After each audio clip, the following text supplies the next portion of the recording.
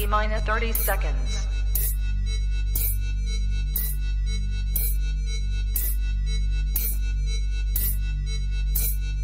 T minus 20 seconds.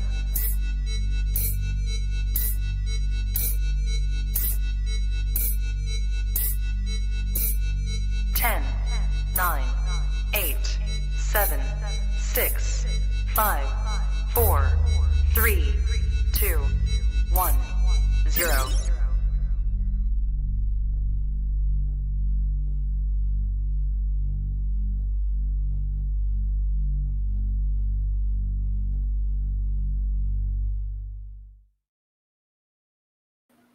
Trap Talk Reptile Network, coolest reptile network in the world, episode 491.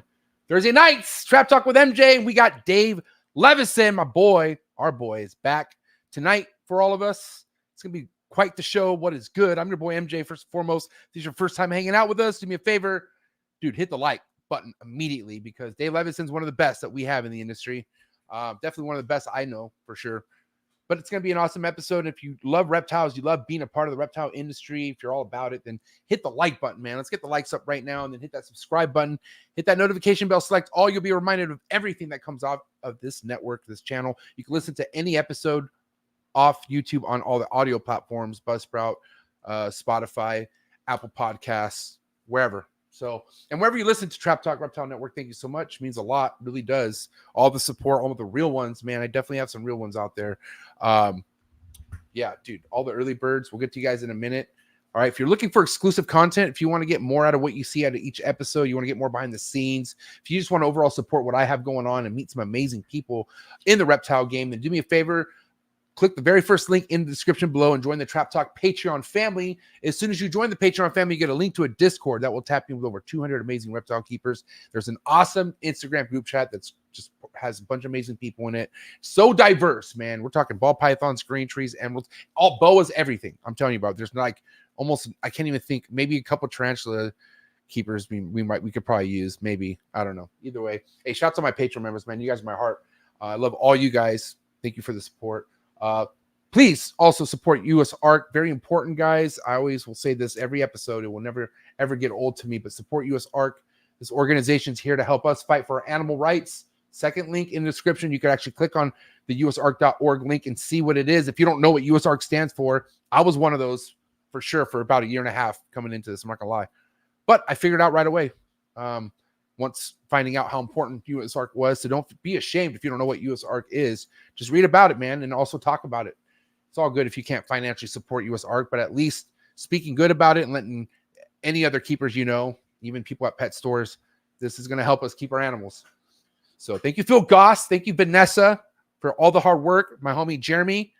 Such an amazing crew over at the US ARC organization. And of course, Phil Goss, thank you for everything that you do. And shout out to you, man. If you support US ARC and that means something to you there, and I know I could go down a rabbit hole about like the people who don't support you. Fuck though. I mean, I'm talking about the people who do support US ARC. Thank you so much. All right. There's so many of you. And that's exactly what we just need to do, man. All right. And you guys all know who those people are. So shout out to you. I do want to say tonight's episode is brought to you by Manah Clothing Company. It's it's all about staying fit first and foremost. And I like wearing good clothes and comfortable clothes while I work out and train. So I use this brand right here, 110% Manah Clothing Company. You could go to manahclothingcompany.com and check out whatever they have and place an order and use promo code TRAPFAM to get 15% off the entire order. That not only that gives you like free shipping, but you'll get like a little extra off that, man. So shout out to the Manah Clothing Company out there. Thank you for your support. It means a lot. Also, tonight's episode is brought to you by the #1 shed testing company out there for sure. The most cutting edge, the ones on top of it, Rare Genetic Inc. Shout out to Dr. Benson, excuse me, and Sean over at Rare Genetic Inc. Please head over to their Instagram. They also have a YouTube account. Every Wednesday, they drop some heat, so make sure you're on top of all that. And make sure you turn in those skins, man. Don't sleep on your sheds, all right? I know it's a lot of work, especially when you start collecting them, but dude, get them in, find out what the results are, and keep it moving, all right? Rare Genetic Inc., thank you so much for everything that you do. Again, head over to their Instagram, check them out. And also tonight's episode is brought to you by Sundown Reptiles. If you're into the high designer gecko game, this is your guy for sure, man. People in the gecko game for sure know this dude. Sundown Reptiles. But I'll tell you what, all right, after becoming a recent Chewy owner, Chewies are Kahuas, just so you know. Dude, I'm all about it. I'm telling you right now, I'm geeked out over these geckos. And I, first and foremost, put out an amazing vlog, which is killing it right now on YouTube. So go over to YouTube, my other YouTube channel, the Trap Reptile Vlogs. It's been quite the day, but I'm going to get to my day by here soon. But anyways, head over to my other YouTube channel, Trap Reptile Vlogs, and check out the vlog I just put out on Sundown Reptiles. I'm talking right now, his geckos is one thing. Also his Abronia collection, next level. But why I really, really, really fuck with this dude tough is because of his tree monitors. All right. You all know my itch for the tree monitors, but this guy right here, the leading guy in the tree monitor game for sure. All right. So go check him out. See what that's all about. If you have not checked the vlog out, go check it out. I highly recommend it because it was a banger. And thank you, Brian Susan from Sundown Reptiles, my boy. Cannot wait to hang out with him again someday for sure. You could catch him at Tinley's. He was just at the Flora Fauna conference, which I heard that was amazing. Pretty bummed I missed it again this year, but I'm gonna do my best to make it next year for sure. So thank you so much, Brian Susan, Sundown Reptiles. You're the man. Also tonight's brought to you by GS Reptiles. First and foremost, let's say a prayer for my man Gary Shavino. He's going through some stuff that I think we all are going to be going through at some point as we get to that age. Not to give Gary Shavino age, but listen, let's just say a prayer for Gary real quick. Nothing life-threatening, but we don't want this man feeling pain with all the animals he needs to make sure that are ready to go to new homes, because he has some heat. I'm telling you right now, Gary Shavino has some amazing unworked with type animals that you could actually get your hands on. So if you want to know what more of this is I'm talking about, then go over to GS Reptiles on YouTube. Okay. And then also go to GS Reptiles on Instagram. Go follow him. He is amazing. All right. Definitely one of the best dudes, one of my best friends in the reptile game. I rely on this guy's information a lot. And, he's always taking my phone calls, and he's like literally one of the best dudes, man. And that just kind of goes for a lot of amazing people in this game. But Gary Shavino, he's one of a kind. And thank you so much, Gary Shavino, for your support. That means everything to me. Having Gary Shavino be one of my sponsors, fuck, that's crazy. I'm sorry, but I'm very, very blessed. Thank you so much, Gary Shavino. All right. I'm also blessed by this next sponsor, the last sponsor of tonight's episode, because, so many people definitely coming into the ball python game, right? But who's really making a stamp? Who's really making some moves, right? And there's people making some moves, but man, you definitely want to follow this family for sure. Conduit Constrictors, all right? Family-owned company, high-end ball python game for sure. Recently was on New Breed on the Block a few weeks ago, so check out that episode. And also head over to their Instagram, Conduit Constrictors. All right. Shout out to Steve and their other son. I appreciate all the hard work you guys are putting in. You could also give them a follow on Instagram and see what all their work is right now. Their double and triple recessive projects. Mad heat coming from Conduit Constrictors. So thank you again, Conduit family. Can't wait to have you guys back on the show, catch up, even see them at a Tinley, because I know they've been to Tinley, not last Tinley.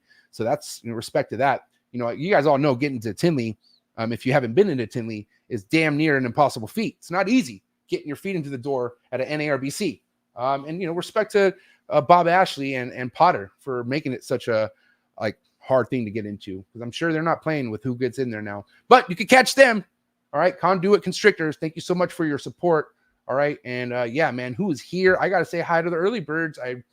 You guys are what really make me excited. I'm not gonna lie. When I get into any podcast and I see the comments and the live chats, I'm like, all right, man, I got people here, and I always got people there, man. I can always rely on my people in the live chats, my early birds. But shout out to Derek Stack, Trap Talk Patreon member all day, every day. One of the newer Trap Talk Patreon members. Appreciate you so much, Conjure Creeper. So go definitely give him a follow on Instagram. Travis Gordon, TNS Reptiles in the building. Trap Talk Patreon member all day, every day. Heathen Hatchery, my dog Brian, who I'm looking forward to seeing come Daytona week. Oh, man, I am all booked. I am ready to go. I am going to be at Daytona. Can you guys believe it? For sure. MJ's making a Daytona this year. It's all booked. It's all locked in. So cannot wait to see so many of my Florida family. By the way, Heathen Hatchery, V-Unit family, Trap Talk Patreon member all day, every day. Big homie, All City Serpents, James B in the building, Trap Talk Patreon member all day, every day. And here he is, Big Dog, Big E Top G, Villarino Reptiles, my man. Catch this dude Monday nights with the heat. He don't play. All right, Villarino Reptiles, V-Unit, my boss, and Trap Talk Patreon member. He's family all day, every day for sure. Appreciate you, Big Dog. Father Blue, our father of blues is here. Go give the homie Eddie a follow right now, because there's so many people who put content out there, but Eddie has a style of his dude. You can't fuck with this dude's style. I don't care what anybody says. That's why I fuck with Eddie. No matter what anybody has to say, and no one's gonna tell me how I feel about somebody. And I fuck with my man, Father Blue, our father. All right. And that's just a little inside joke, me and Brian Susan. But seriously, Eddie, you're a good dude, man. Appreciate you being here. Skeletons and feathers. Oh, my boy Josh. My heart hurts.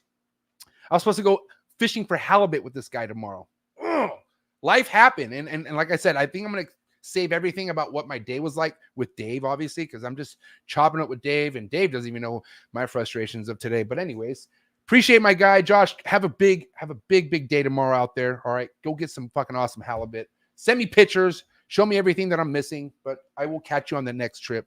I really will. But guys, do me a favor. Go follow Josh, my boy right here, Scale Fins and Feathers. He has bred my beaded lizards that I sent to him. Has bred tree monitors. He has amazing ackies. He's tapped in, dude. He has cool geckos. It's like this dude definitely is slept on, and he has bred a lot of different species of reptiles.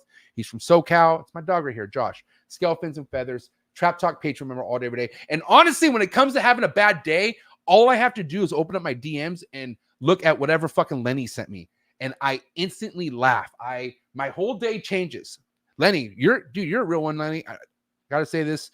You're definitely one of my most favorite people I interact with on Instagram. All right. Thank you so much. We do share a lot in common, but you're my dog, Lenny. Appreciate you so much. Demonic Reptiles on Instagram. One of the real ones for sure. Like Last of the Mohican real ones from back. I'm telling you right now, this guy's the real deal. All right. Appreciate you so much, Lenny.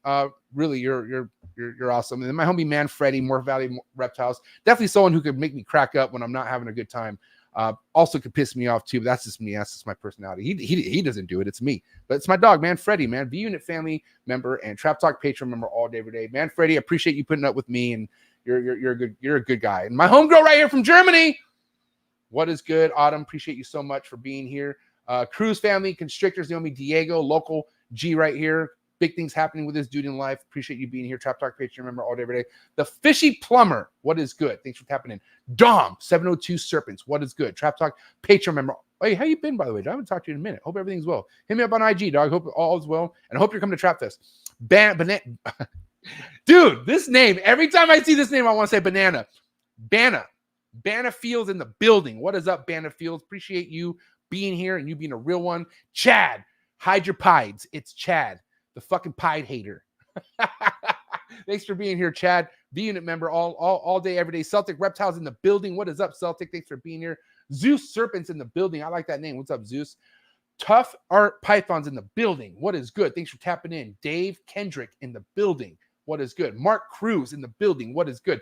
Jeremy, one of Florida's greatest right there. Bod's Exotics Reptiles in the building. What is good? Colorfully Vulgar in the building. What is good? All right, one more. Dude, all right, we're going to end it with the G right here. Steve Doss, the Reptile Factory. Definitely an OG. Appreciate this guy. Appreciate, hopefully get to see him soon at the next show. All right, listen, my boy Dave, our boy Dave, because he's our boy. He's everyone's friend. Everyone loves fucking Dave Leveson. How can you not? He's back. All right, after a few months of doing whatever he's been doing. We got to talk about that and whatever I've been doing. You guys know me. I'm just here doing fucking me, right? But I miss this guy a lot. I really do. And probably one of the reasons why I always look forward to traveling and going to a show specifically, because I know Dave will be there, and I know Dave and I will have our outside talks. And I take that shit very, very like heartfully. I love Dave a lot. All right. So anyways, I'm happy that he's back. I hope you guys are ready, but it's that time. All right. If you're in the live chats tonight, if you think tonight's worth any super chats, don't be shy. Drop a super chat, especially if you have a question or a topic. Drop that super chat. And if you have a question, I'll try my best to see it, but it just helps if you drop a super chat. All right. I'm just keeping it 100, but it is that time. Episode 491, the return of Dave Leveson, the great and powerful, that is. Coming at you right now. Let's go.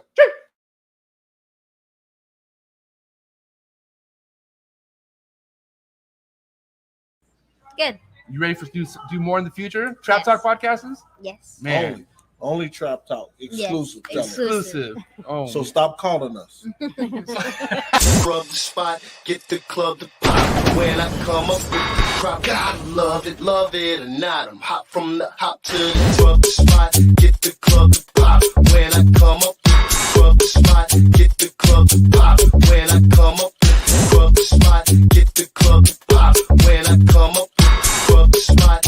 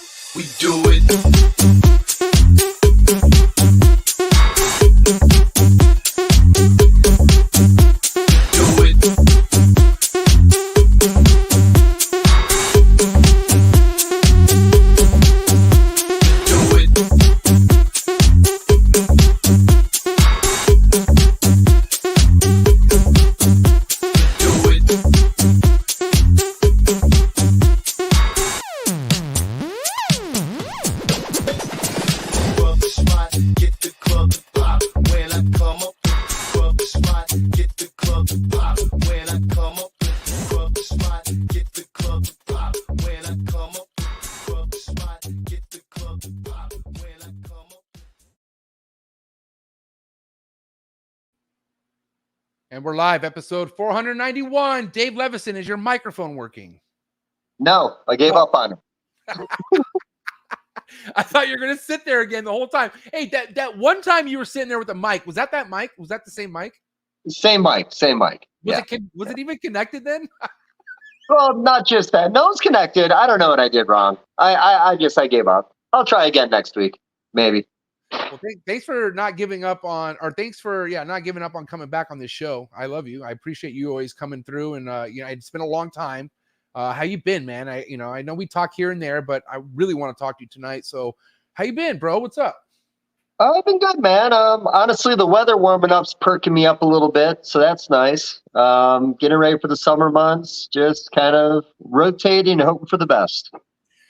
Hoping for the best. It's kind of been like the whole theme of the year, right? That everyone is kind of just hoping for the best. I don't know. I haven't really been tapped in with the show market. I talk to people who are at shows, but you're very involved with the shows. What's that energy been like? What are you seeing?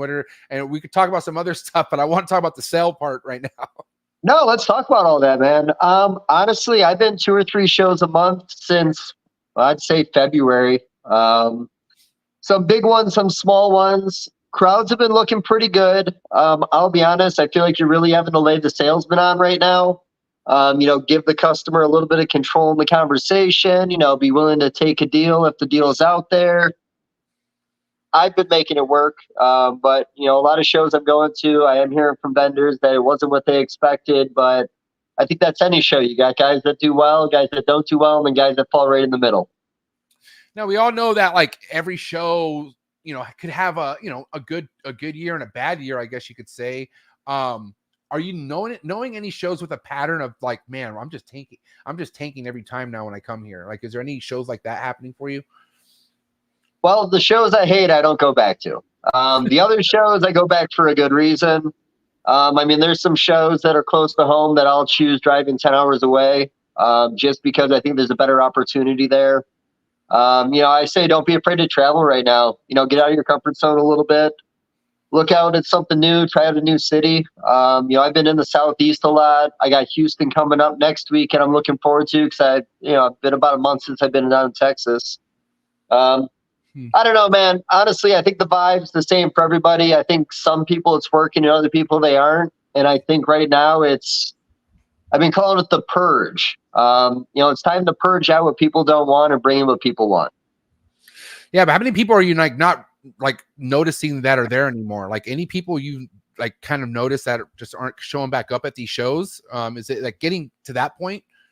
I am getting phone calls about conversations for sale, if that's what you mean, but I think that's happening all over the industry right now.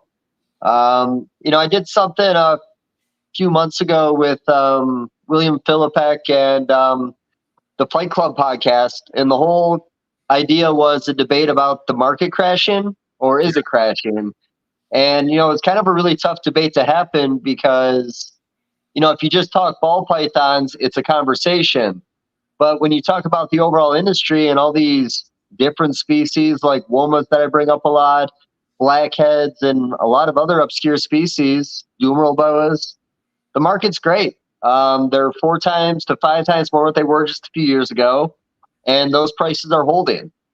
So I think people came in. I think people always come in for ball pythons. I think they give it a shot. And honestly, if you're passionate about the hobby, you're probably going to move on to your passion species. I think that's just what the hobby's doing right now. Like I said, people are going to purge out what they don't want, put something else in place they want to look at, and see how their business goes. I think the purge part, when you say purge out, like in my eyes, and like I'm thinking like go ballistic and dive into other stuff other than ball pythons, if that's what you're just working with. I think everything. Yeah, no, yeah, but the thing is with me, man, and I want to kind of vent to you today about how my day went. Kind of had like a fucking one of those moments where I'm like realizing everything I've been doing is like not really ideal. And what I mean by that is like I always talk about everything that I keep, it's here for a reason. I want to breed it, but that's easy to do, and that's easy to say, right? I'm gonna breed it. And once you fucking go and try to breed that thing, I think that's when a lot of like realism and like reality kind of sinks in, And I love him. I miss him to death. Forrest Fanning, rest in peace, man. But I am so much like Forrest, bro. It's ridiculous. It's crazy. I think I'm a little bit better because, Forrest, like I first and foremost, I didn't have that kind of credit limit on my cards. I didn't have that. I don't have Forrest money, but like if I could, I probably would have. I'm just that we had that same personality, and I'm just with me really wanting to be serious and be successful at this shit. Like I'm noticing there are just some things that like for instance, I'm talking about the monitors, like the lace monitors.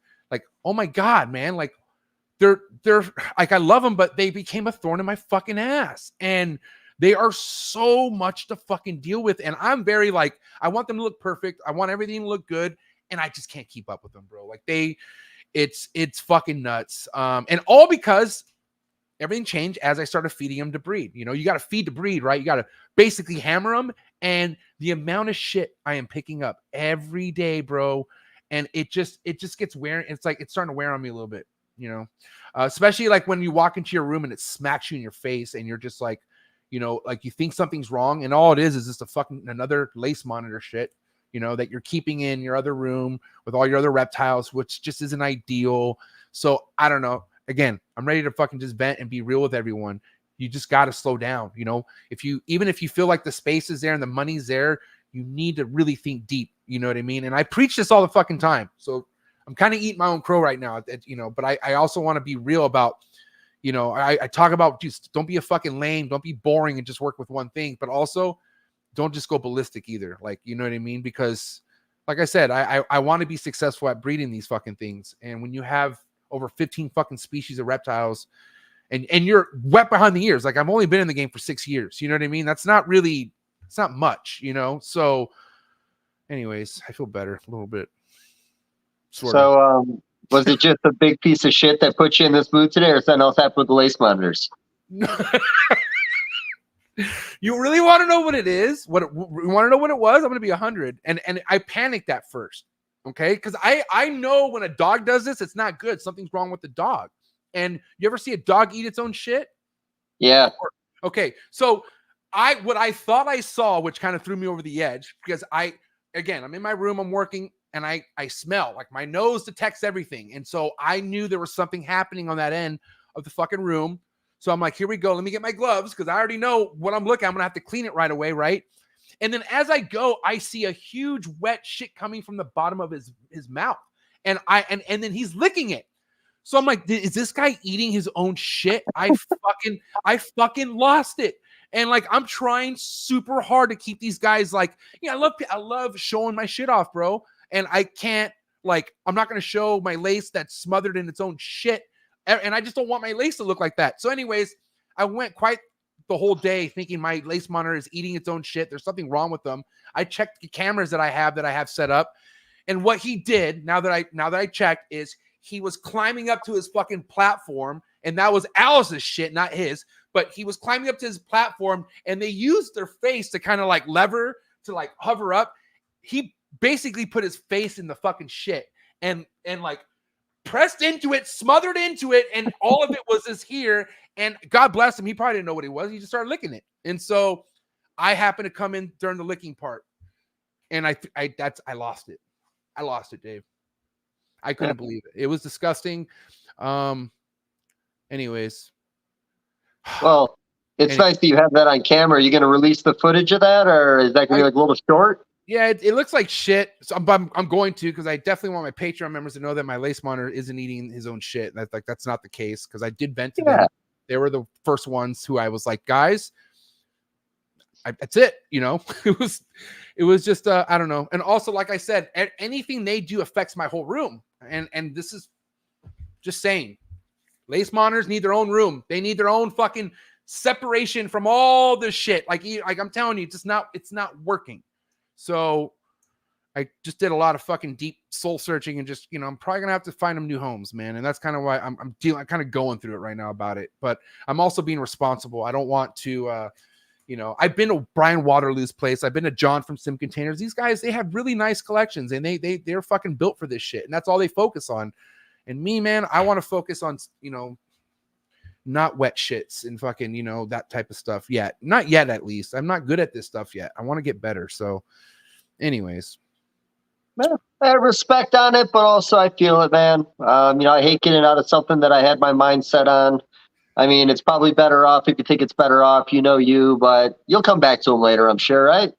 I know 100% because obviously I already have visions of getting a bigger place. And the reason why, like, my whole plan was to give them something outside. Like I was going to give them their own outside enclosures. I've been talking to so many people, and I even know people who get away with it here in SoCal because they do it right. But man, me and my wife just dumped $30K in our backyard, and our backyard looks so good. Do I really want to build a fucking cage? No, I don't. I really don't now. So it is what it is. I have to fucking bite the bullet. And like you said, like, I know at some point I'm going to want these laces, and like, they might even go to somebody where I could get them back someday. I don't know.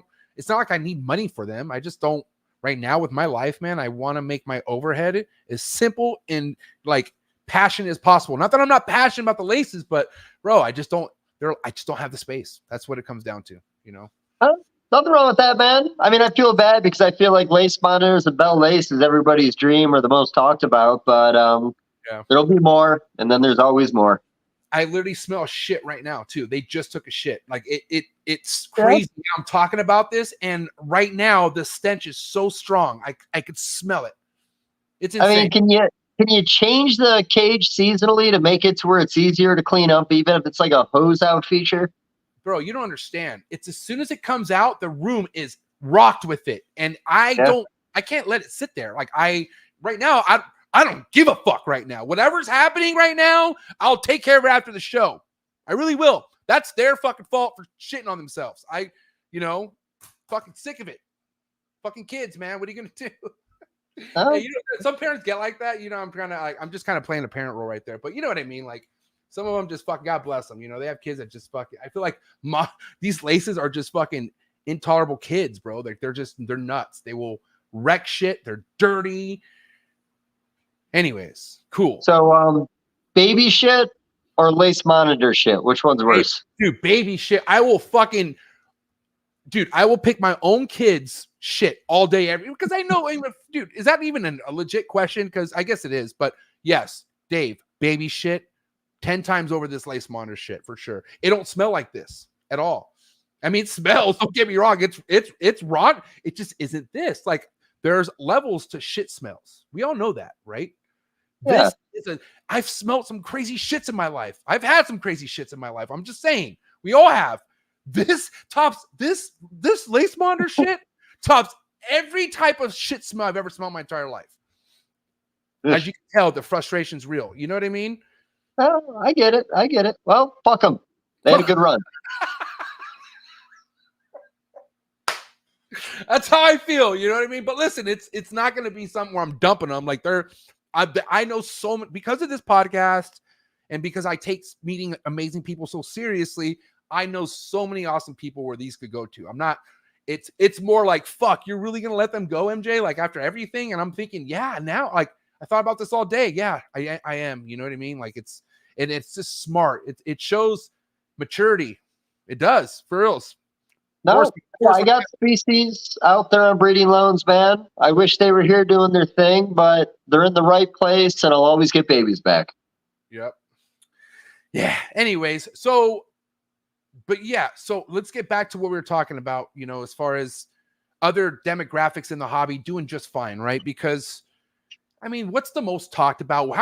What's the biggest reptile podcast is out there? It's all ball pythons for the most part. I would say at least 80% of them, right? It's kind of regurgitated ball python content, but it just shows you that's how many people are involved. There's that many people vested in ball pythons, but I'm talking about COVID vested. Like, it's like we are seeing people who are paying the price right now because they thought money was going to put them in a certain position as soon as they started breeding and getting some clutches. But now that's not the case, and even big dogs, the ones who are known to sell, aren't even selling certain shit. They're still selling, but it's not the same for them either right now, right? In the ball python game. No, I think, if you came in during, like you said, COVID, you were buying high.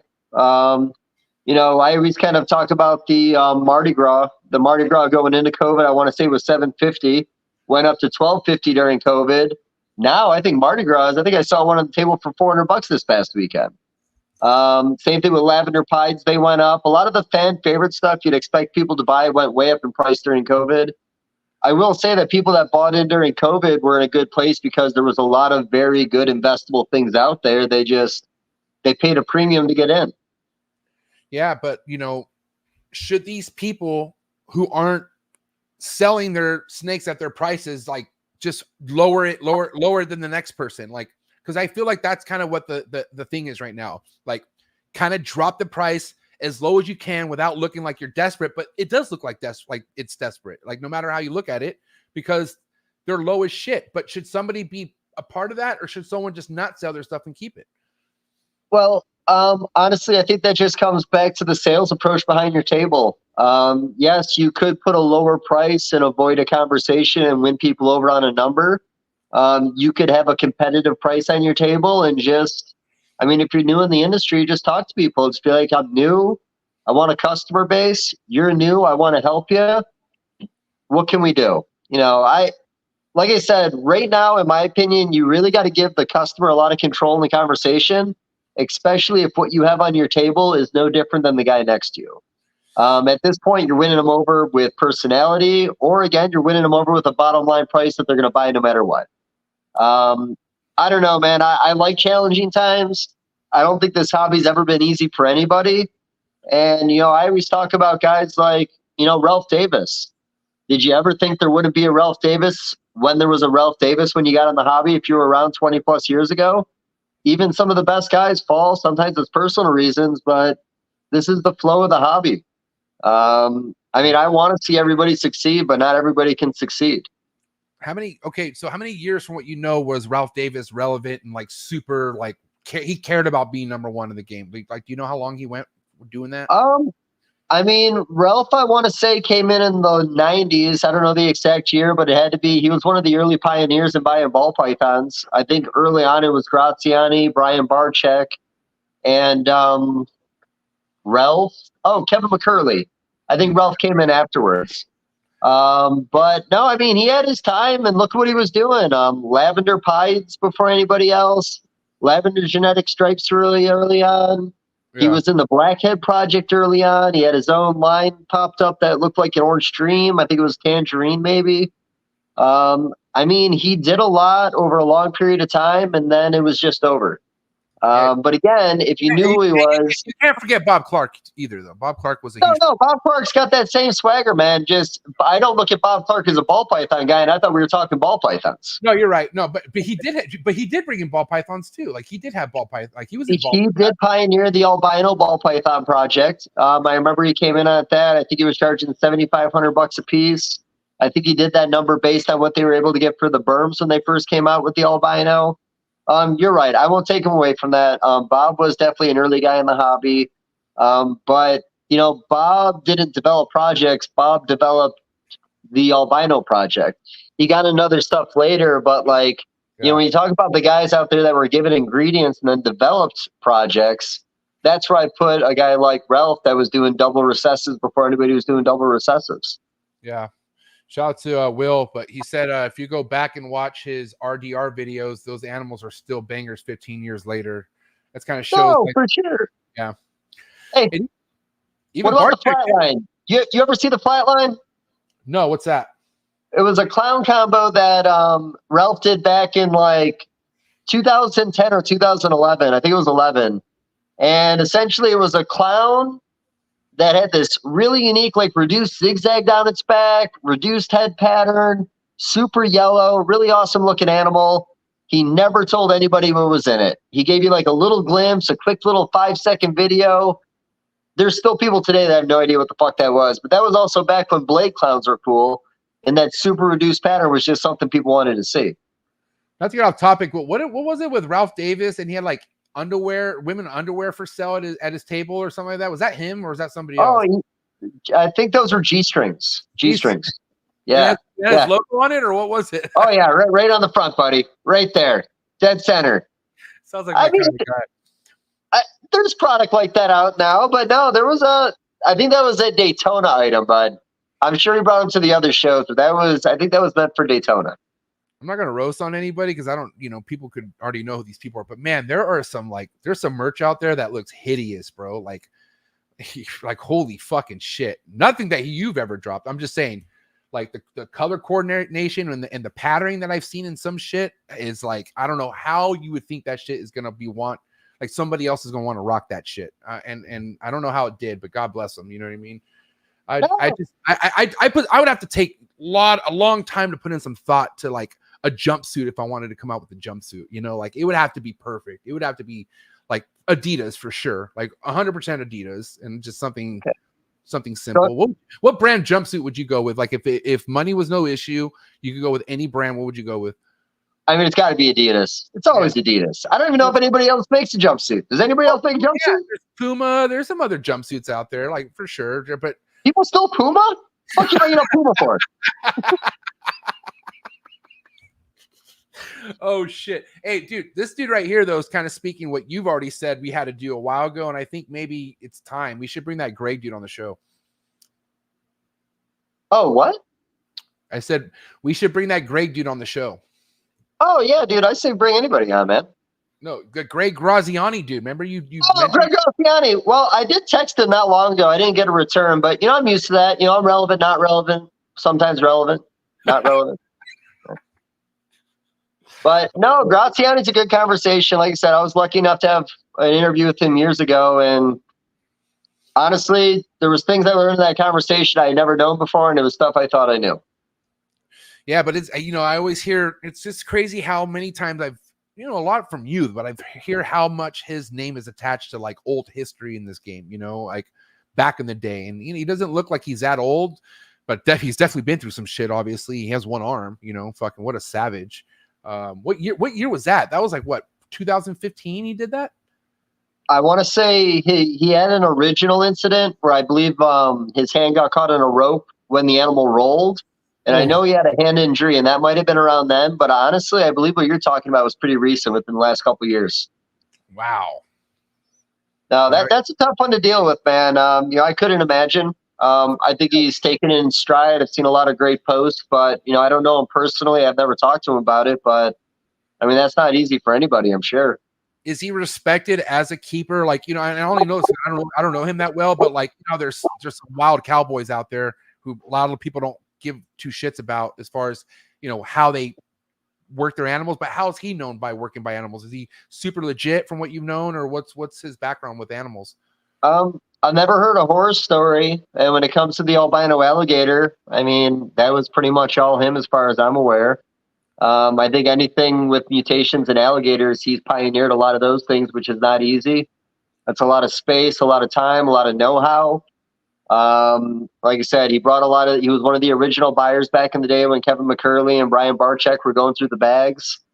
The Graziani pastel. He had his times, man, and he still does stuff today.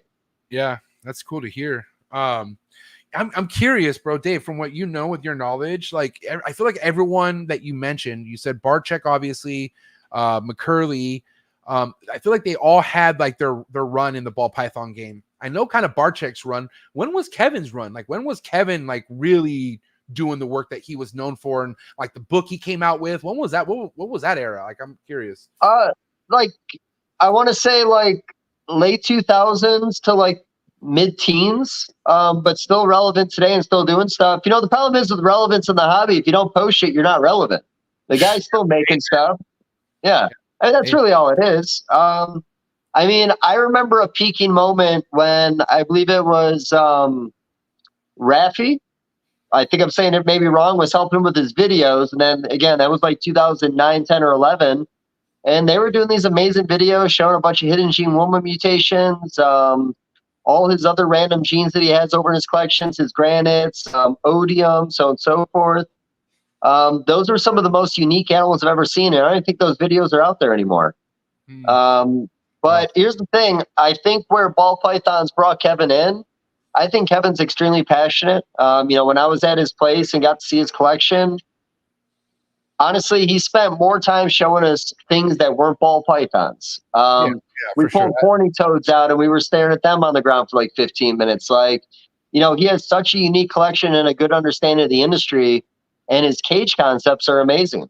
You know, he's got he's got an eye. And like I said, ball pythons might bring you in. It's probably not what you're going to finish with in the hobby. And dude, the facts. And you know, it's funny you say that, because when I came in and I stumbled across Nerd, I would think, yeah, I probably shouldn't tell these guys I work with ball pythons, because they're either not going to let me in the building or they're going to make fun of me. Like, it didn't seem like they didn't give two shits about ball pythons during that 2017 through whatever era. Maybe it was a little bit later, but because, you know, he was just showing insane fucking shit, like his monitors, all the venomous, and you know, I'll never take anything from Kevin. Like, he showed me shit that inspires me today. He's also showed me some crazy shit too, but either way, that's just how it rolls. But you know, it's crazy, like you said, man. A lot of people come into this ball pythons, but they don't end up with them. Some do, you know. I think Barczyk ended it with them, even though he was kind of tapped out, you know, towards the end. But you know, Noah, shout out to Noah, man. Shout out to the entire Barczyk family, by the way. But Noah just put out a vlog showing Barczyk's ball pythons that he held back, like the pumpkin and some other really cool shit, the Lori gene, and you know, he was still all about it, even though he wasn't really in it. He you know, you could tell that Barczyk really loved the ball pythons, like even when he went out to this day. There'll always be the love there for that kind of stuff, but I guess the way I always look at this is, when everything's said and done in the hobby, if anybody remembers you, you want to be remembered for a ball python you made one time. But that's okay too, though, right? No, it's fine. Honestly, here's the thing. I've been obsessing over ball python content as long as there's been ball python content. I had photo buckets with 5,000, well, not 5,000, but 500 images in it. I don't know what the tap I was at back then, but like, I've always obsessed over the species because their relevance in the hobby. Yeah. And you know, no matter what I fucking say, guess what I'm watching every Friday morning? Hetflix, all the fucking time. I love it. Yeah. My kid loves it too. It's like, you know, because it's almost watching like the news article. It's like, well, what's new today? You know what I mean? So so either way, like I said, and ball pythons will always be the driving force for the hobby. Like, it's always going to be bringing and sucking more people in, as they, you know, spurse off and go ahead and love other species in the hobbies. And but the thing is, like, one thing after my rant, you know, there should be guidance, you know, intro species that people should consider working with, right? If you have someone out there who loves the ball pythons and they're having success breeding it, and they want to work with something different, but also don't want something that's too difficult to breed, maybe a little bit more difficult than a ball python, but you know, not too more difficult. Like, what would you recommend to someone? Like, or what would you say to that? Well, first off, I'm not trying to discredit the species, but anybody who pays attention to their animals can be successful with ball pythons. The eggs are easy to hatch. You could use 20 different substrates and they're going to hatch. Yeah. Like, there's a lot of room to kind of do it your own way in ball pythons, where, let's say, other species, again, I'm going to bring up Wumas, because yet another year I fucked up my Wuma eggs. Not all of them, but I did have casualties, and it's my fault. I keep on changing something that wasn't broken. But again, small change, and I failed. So ball pythons, you can make a lot of small changes and not fail. Yep. You're talking about another species. Here's the thing, there's probably 40 other species that are in the next level that are probably all equal in difficulties, but like, what do you want? You going to get into hognose? Is there another colubrid you like? Is it time to go bigger pythons? Like, anybody could be successful financially or just with producing animals with any species they pay attention to. It's just, ball pythons are easy. Everybody wants them. They're good for the pet industry. They're good for the breeder industry. They're investable. That's why you see ball pythons everywhere, and that's why it's never going to change. Yeah. I mean, you're more like, go ahead. I'm sorry. Oh, I was going to say, everybody's always said, what's the next ball python? For a while, the talk was blood pythons. It never really got there. Blood pythons have their space in the hobby, but they'll never be ball pythons. Not even close. What's your next ball python, man? Like, what do you think and why is the next species? From what I'm witnessing and what I can tell, and because I'm, you know, getting closer and closer to Junior, obviously, he's a good buddy of mine. You know, he runs his own episode under this network. Did you know that? Yeah, he's got the Friday one, right? Dude, he's made for this shit. Like, he's good. Like, and he'll, like, you know, he kind of I don't know, but I'm like, dude, Junior, just go on and talk, and people will love it. Like, that's because he has so much knowledge he wants to talk about, right? But from when I'm watching his episodes and seeing what he's showing off, And then I have another crew that does the other Fridays, man. Shout out to JD, Meteoric Serpents, and Alvaro from Clover Reptiles. But what they're talking about with colubrids, man, but specifically hognoses, man, it's hard to say that it can't be hognoses. That's that next big thing. Because yeah, they're quite different looking of a snake, but they're fucking cool. They're easy to, take care of for the most part. From what I've seen, they're pretty straightforward. People are hatching them fucking and having success. There is the brumation part and the cooling part that you need to understand. Like the reason why I got out of colubrids is because I didn't want to find a dedicated colder spot in my room or make a colder room. Like I just knew what they needed. And so I decided to keep what I have. Right. But hognoses, man, just because also like this Arctic Swiss chocolate, all this shit that they're showing is nuts, bro. And they're cool looking. Like I said, kids wise, like the youth, they're going to eat this shit up. They love it. So, out of all the colubrids on the market right now, I'm pretty sure that hognose trade for the highest amount of money. I don't know any other colubrid projects that are selling for over $4,000 to $5,000 on the regular. I think the international market is really good, and I know Junior does very well in it. Now, that is a species, depending on what state you live in, there could be restrictions. As you know, when you go to Tinley, you got to fill out a form. You got to get all your information down before you even buy that animal if you live in Illinois. So there are a couple of hang-ups, but I think overall, with the international market being as strong as it is, outside of ball pythons, when it comes to a snake, that might be that might be the next strongest market out there, in all honesty. But they could be terrifying, man. Like they legit could eat themselves, which is fucking weird to look at. I don't know, man. I don't know if they can eat themselves. I mean, they can eat another one. Dude, no, for sure. That's okay. I think it was Junior or somebody put a video where they're literally pulling out a fucking either the male or a baby. I forget. But I was like, holy shit. And that thing was still alive. And I was like, wow. Like that was like kudos to the person pulling. I'm pretty sure it was Junior who did that. But I was like, man, so that's also cool too, I think. But yeah, it's a Junior moment, and I don't want to take it away from him. I won't get in details about what the animals were, but I remember one time he had a female that did eat a male, and then was nice enough to like regurgitate the head of the male out. Maybe a week later, my boy Ted Williams down in North Carolina, he was the first guy to make hypo anacondas and toffee anacondas back in the day. And he would have got there faster, but I'm pretty sure with the toffee project, he put his conda head toffee in, and the female ate it. So it took a whole nother year or two before he had another male to even do that project like he wanted to. So keep an eye on your shit. I guess that's a possibility, but I don't hear a lot of stories about hognose eating hognose. Yeah, I mean, it's not. I don't want to say it's something common for sure. But it just could happen. Kind of like a mangrove snake eating another snake. Like colubrids are just colubrids. I feel like any colubrid's vulnerable. I mean, shit. There's even baby ball pythons I've heard eating each other in bags and stuff like that. Like it's a snake being a snake. Yeah, I think I remember like a picture. Or it was maybe a spider ball python that looked like it had another baby ball python inside. It was all expanded out. That's another species that, like, I don't know who would encourage one to eat another one other than smell. I know with Junior, and again, I don't know if I'm saying too much, but he had clutches of hognose hatch out, and if there was one that had a kink or a weird movement to it, it was prey for the other ones in the bin. So something about that erratic movement, maybe they just know it's not going to survive. I don't know what it is, but I know cannibalism when it comes to that, but I don't think it's common enough to stress on that for the species. And I think it's just you got to keep an eye on things. Let me ask you kind of like, this is kind of off topic, but it's kind of relates to incubating eggs, chondro eggs specifically, right? Because, shout out to Marshall Mendez. With his luck with chondros this year, he had quite a bit of fucking chondros get caught in the umbilical cord. Like they were super tied up in it, like I think more than 6.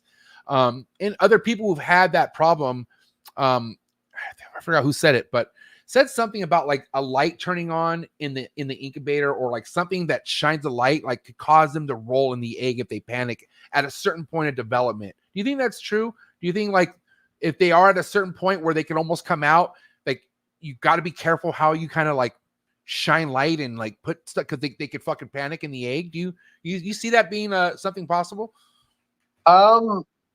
I mean, are we talking egg bound, or are we talking about the actual baby in the egg during an incubator? I don't know, man. That sounds a little suspect, but at the same time, anything's possible. I've heard crazier things prove out to be real. Do you think that's a real thing?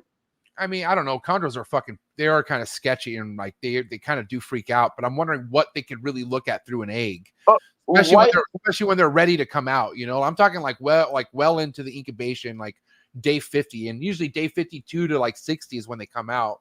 Day 49 to 60. I'm sorry, but so this might be a dumb question, but why do you need that light in an incubator? I mean, it could be, for instance, like if it's in a room, you turn the light on in the room or something. And also what people do too, they like to check the development or see what's going on. So they'll fucking put a goddamn light on it. You know what I mean? Like checking the egg. You know, you could candle the egg, right? Like basically candling it way too far into incubation where it could possibly roll around or fucking get tied up if you fuck with it, that type of thing, you know?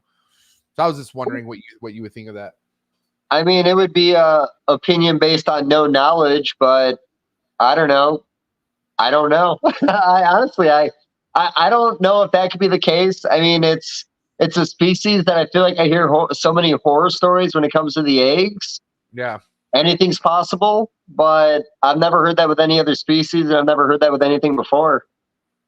So, you know, one of the biggest things that, you know, obviously everyone thinks or has been saying how like, man, when's anyone going to figure out bolin pythons? How come no one's bred them? Well, newsflash, someone has been breeding bolin pythons in captivity here in the United States. His name's Scott Flood, okay? And I think it's his 4th year doing it.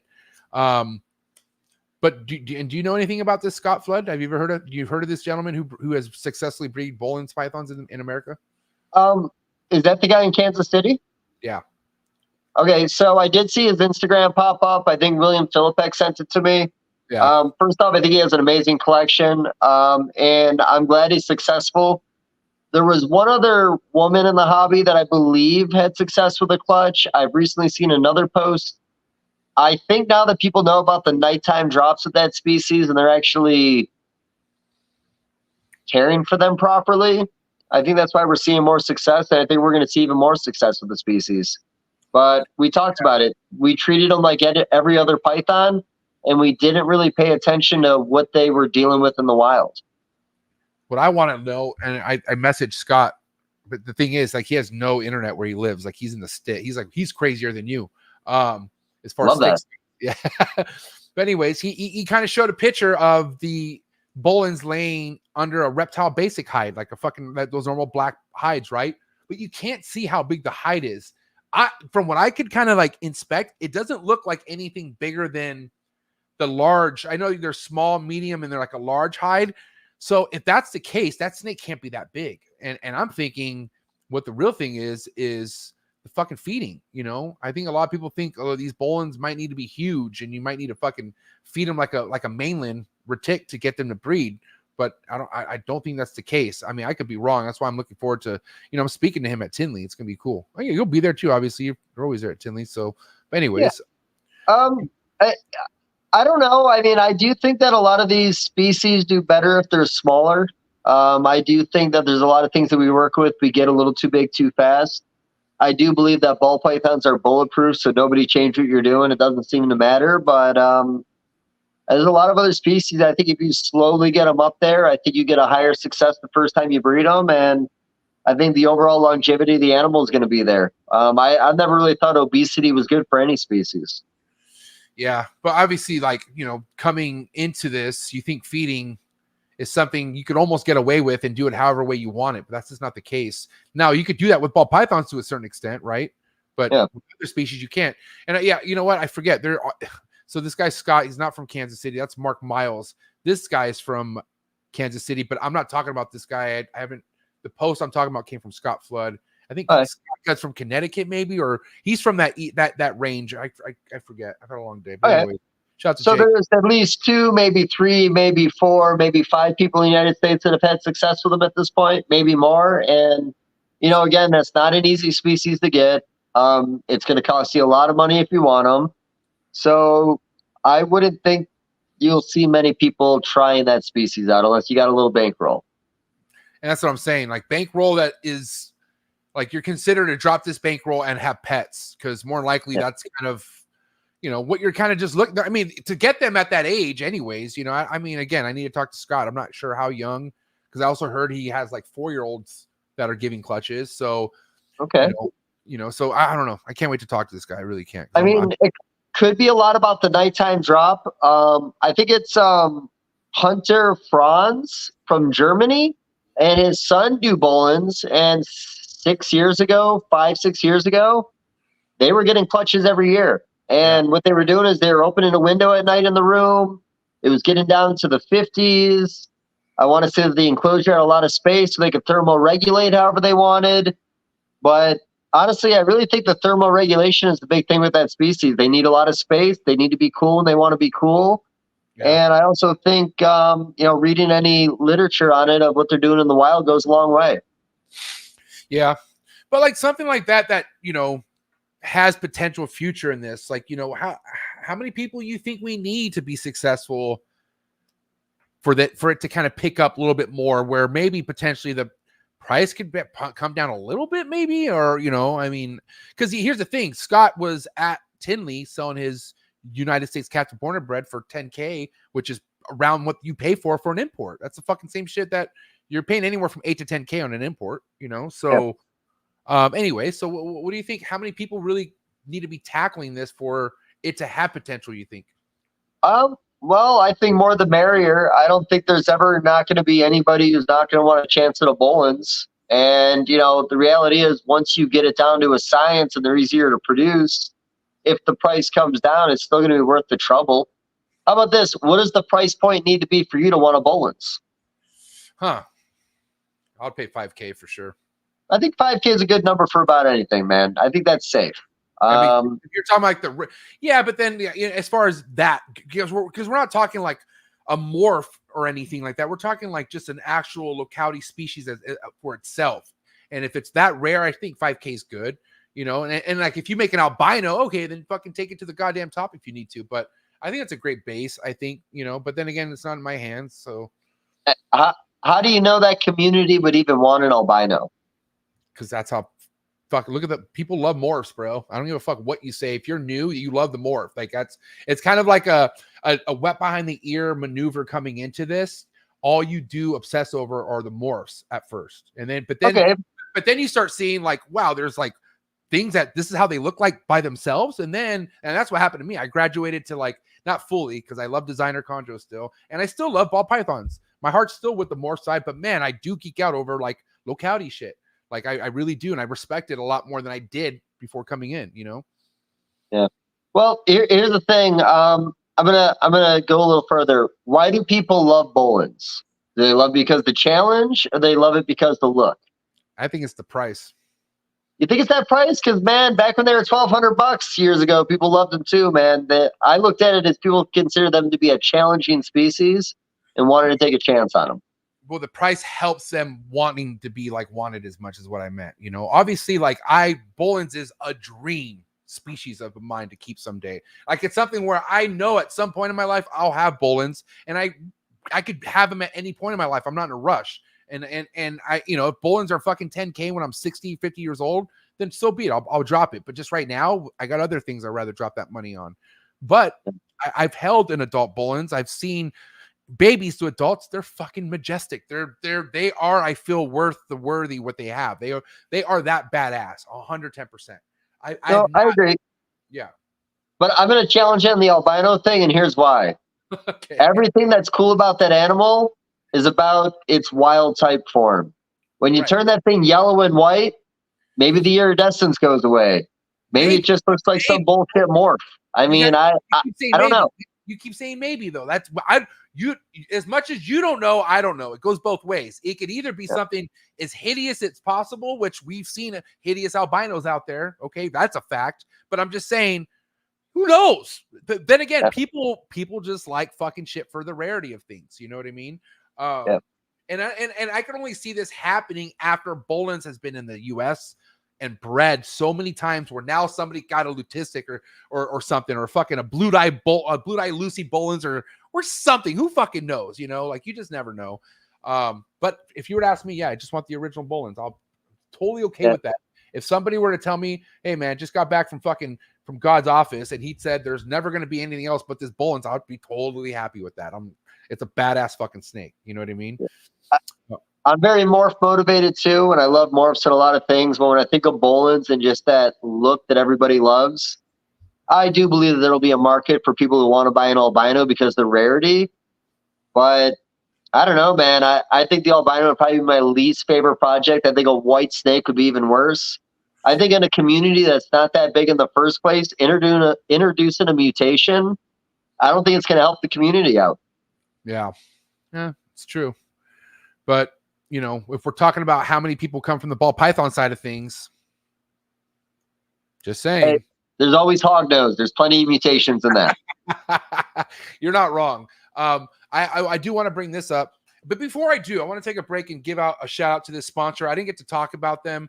I'm going to encourage these people to fly you out maybe next year because I feel like you could have a lot to speak about on the boa constrictor and many other species you've been successful at breeding. But whatever you've heard about the reptile talks that is being thrown next week by Rami from the Reptile Super Show, Jace Summers, Armin from Herp Time. Have you heard about that? It's a symposium that's happening. No. Wow, really? Okay, let me just tell you what this is. I'll take this moment to explain the Reptile Talks happening next weekend in Anaheim, May 17th through the 19th. There's going to be speakers coming in, such as Bill Stiegel. Let's see, there's Phil Goss, obviously, Chad Brown, Socrates, my good buddy Socrates. And then John from Sim Container is going to be there.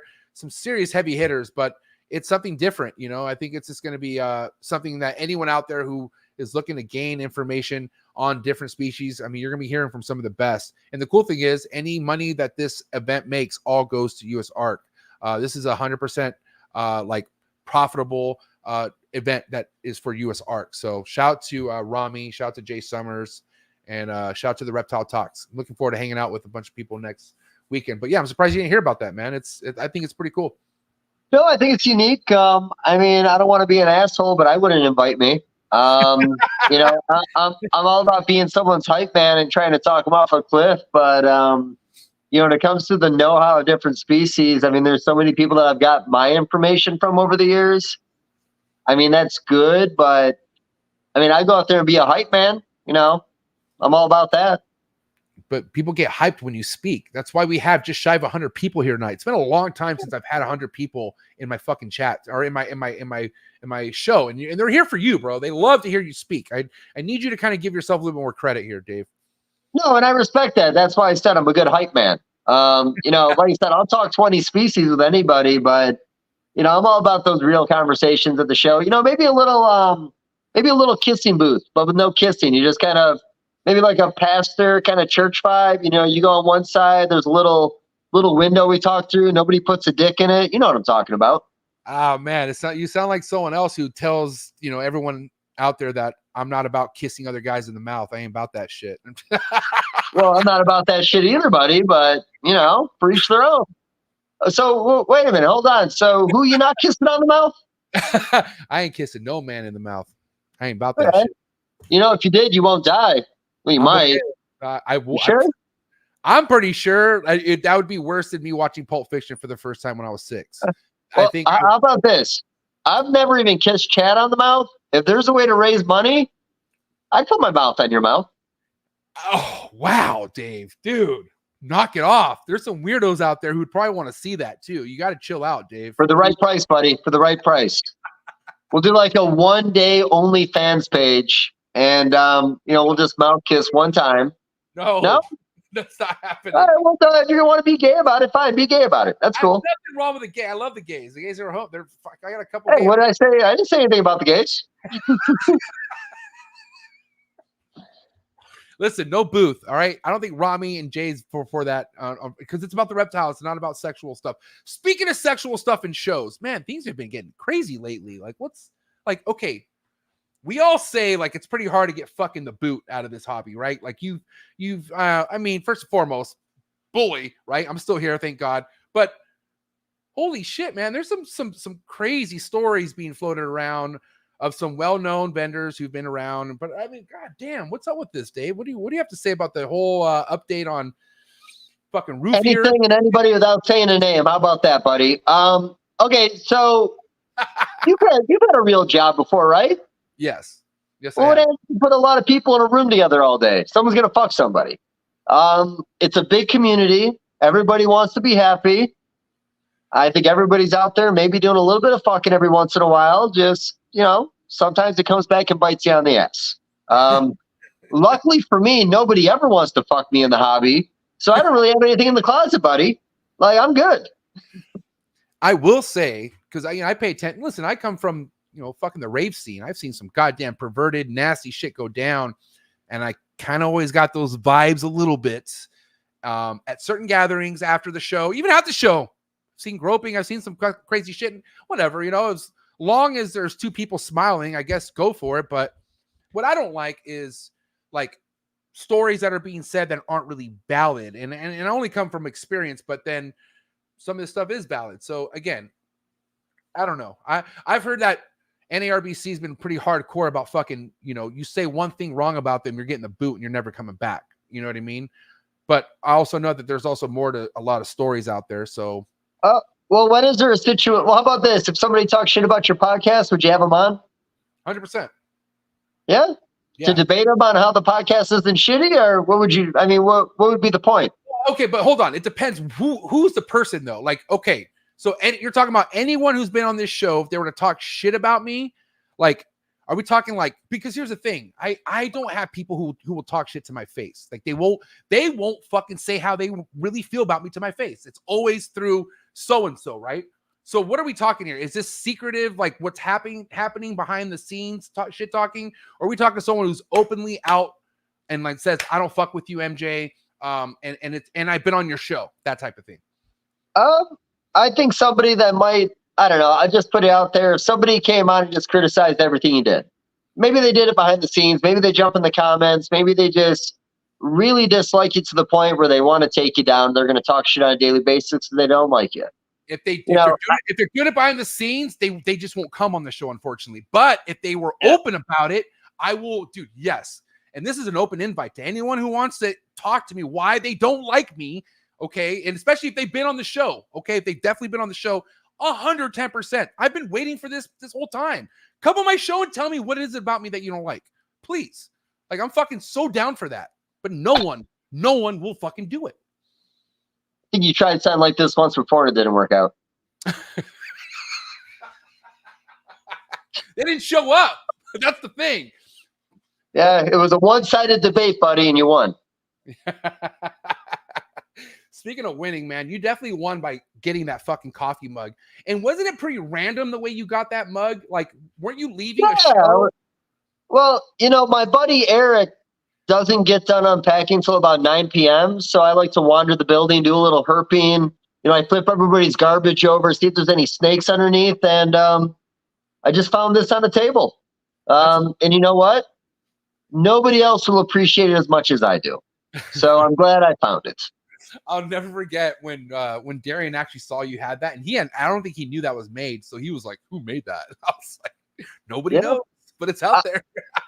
I love the culture of the hobby, buddy. Like I said, I fucking love this mug. It's great. So, Darian, since we have him in front of us right now, we're talking about MORPH market real quick. What's going on? How do you think he bounced back from everything? Remember, he was quite the content for us for a while. So I'm just curious where you think things are at now from what you're hearing and what you've seen for yourself. What's your take on it? I didn't realize he slowed down any. I thought he was still just being himself. I just think we all just got used to it, which, I'm all about it. Like I said, I enjoy a little bit of controversy. I like a reason to make a meme in the morning, buddy. Do you ever think about just being a pro meme maker? You know what? I've tried to figure out a way to work that into a actual profession. And I think that's a Patreon thing, maybe. I don't know. I don't really know. I think everything's a Patreon thing at this point. No, well, I mean, I think you should just start something and let it build. My homie Lenny, we brought him up earlier. Well, we had a show together with Lenny from Demonic Reptiles, and his meme game is strong, man. It's all obviously reptile and ball python related. But you got to start somewhere, and that guy is consistent with it. Like, he just pumps it out. But dude, be honest, a lot of your memes are behind the scene, buddy. You don't like to release a lot of your work. No, I like him to naturally go out there. I just like to see him in the wild every once in a while, buddy. I just, pat myself on the back. I don't need to put my name on the artwork, buddy. I just want someone out there to appreciate it. I hear you. Uh, now I have something I want to, before I brought Reptile Talks, I remember what it was I wanted to talk to you next, because, you know, here's the thing. I do know a lot of people like come into the Reptile game, primarily the ball python game, and they feel sad. They feel like happy. Like it's a cool fucking fun feeling coming into this, meeting people. But you know, money changes everything. And when you start dumping a bunch of money, it kind of has a toll on your mindset. But like, where do you think the high-end ball python breeders, especially the new ones, how should they be like moving and spending their money and doing their holdbacks? Like, what would be advice for any of like the big spenders out there still to this day, but they're still like within last 5 years of doing things? Like, what would be your advice for those guys? Well, I think that het female that was important now needs to be a triple het. I think you can build a collection around triple het females, no matter what the triple het is. Don't do the dumb ones that don't make any sense. Honestly, here's the thing. I think ball pythons are moving fast right now, and I think they're moving so incredibly fast they're hard to keep up with. You know, you watch Netflix every week, man. It is uplifting and depressing. And I mean that in the most positive way possible. Just, you don't realize how far you are behind an idea until you see somebody else with an idea you didn't have. And I guess really what I always tell people is I get a lot of inspiration off of watching what other people do, but the name of the game is not copying people. I don't know any industry where copying other people ever got you anywhere. You can make a bootleg version of anything you want in this hobby, and I'm sure you'll find somebody who'll pay a bootleg price. But I don't know, man. If you can figure out a way to take all these ingredients and make a nice looking animal, you probably aren't supposed to be in that species. And there's a lot of great guys doing stuff in ball pythons right now. A lot of people that have amazing collections that are doing cool animals. And again, I don't want to sound like an asshole. I've never seen anybody more consistent than Justin. Yeah. He can do a video every weekend and wow somebody. Maybe not everybody, but he has a way of wowing everybody because he just has a way of looking at the ingredients and putting them together in a way that he's been very successful. And another thing, like I think about with Justin too, and you know this is true, if it ain't working, it ain't working. He's not out there making pewter lavender pies anymore. No. He made it. He saw what it looked like. He didn't hold on to the project. He moved the fuck on. He's quick. Nothing wrong with that animal. He's quick to pivot. You know what I mean? Well, you got to be able to look at something and see a possibility.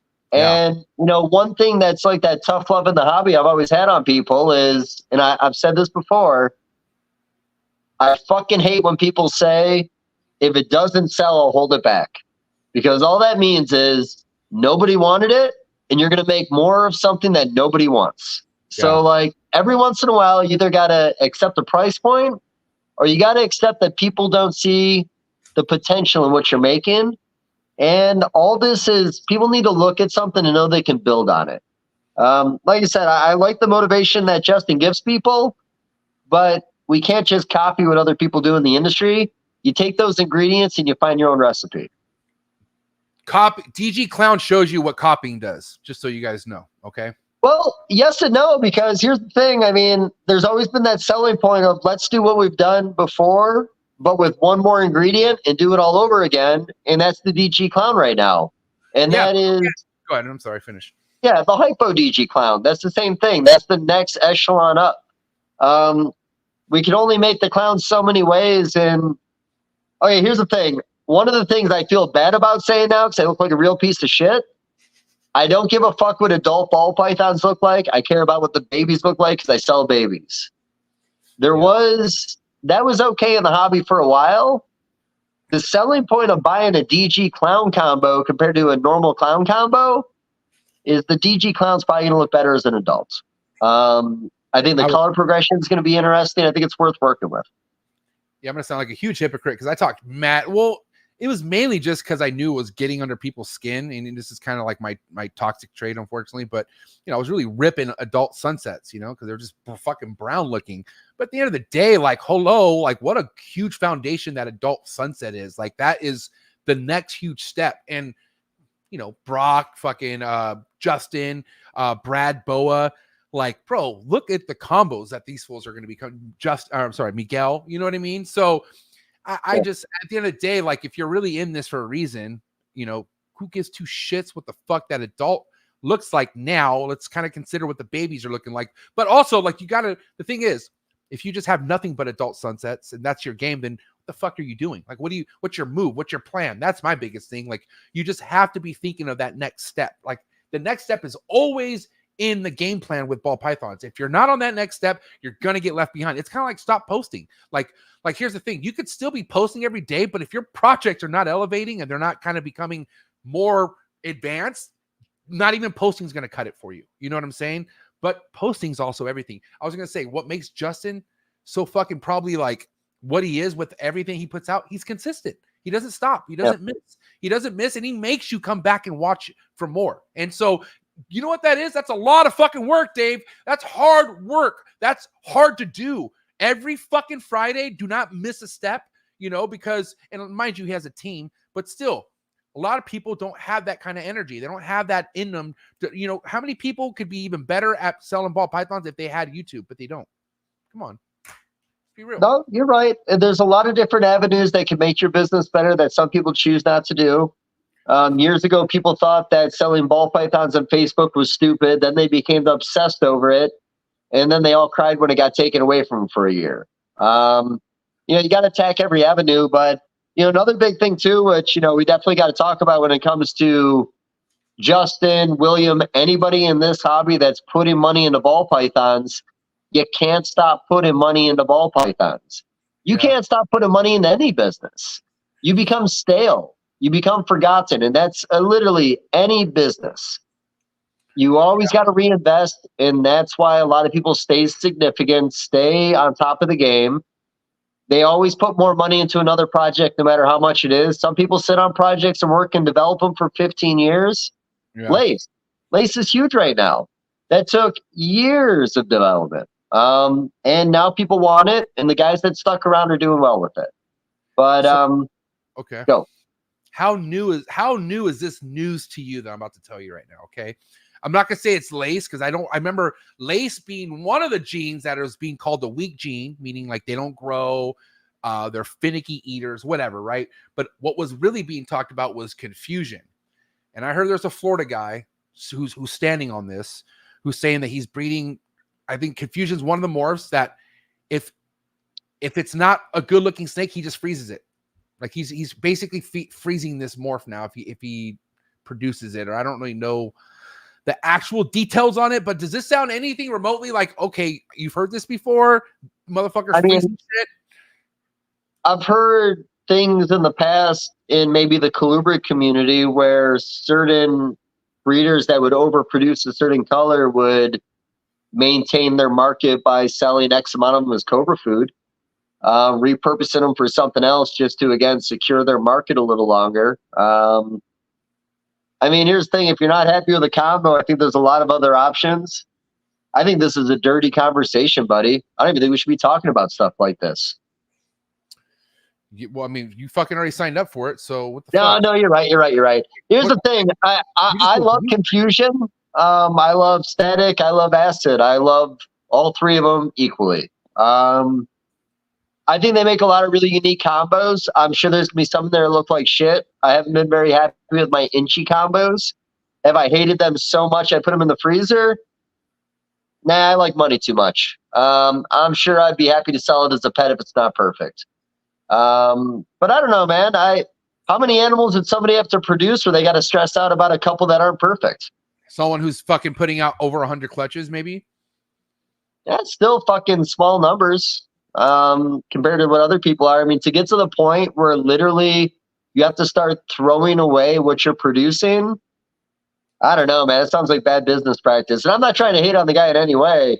I'll be at Daytona. I thought it was fucking crazy. I was like, what? And mind you, like the source I heard it from, like he doesn't come with weird fucking random news like this. It wasn't like, you know, that's why I was like, whoa, you know what I mean? But also, I had a retic guy who says that motherfuckers freeze their eggs. Like if it's like, you know, there's like a thing where they're trying to shoot for that one, whatever the fuck. So I'm like, that was crazy. But then I also heard like, oh, it's better than, you know, this or that. And so it just wouldn't surprise me either. But I couldn't believe it because we're talking ball pythons here. Like, why would like really like, isn't that still worth the sale? But I don't know. I thought it was fucking crazy.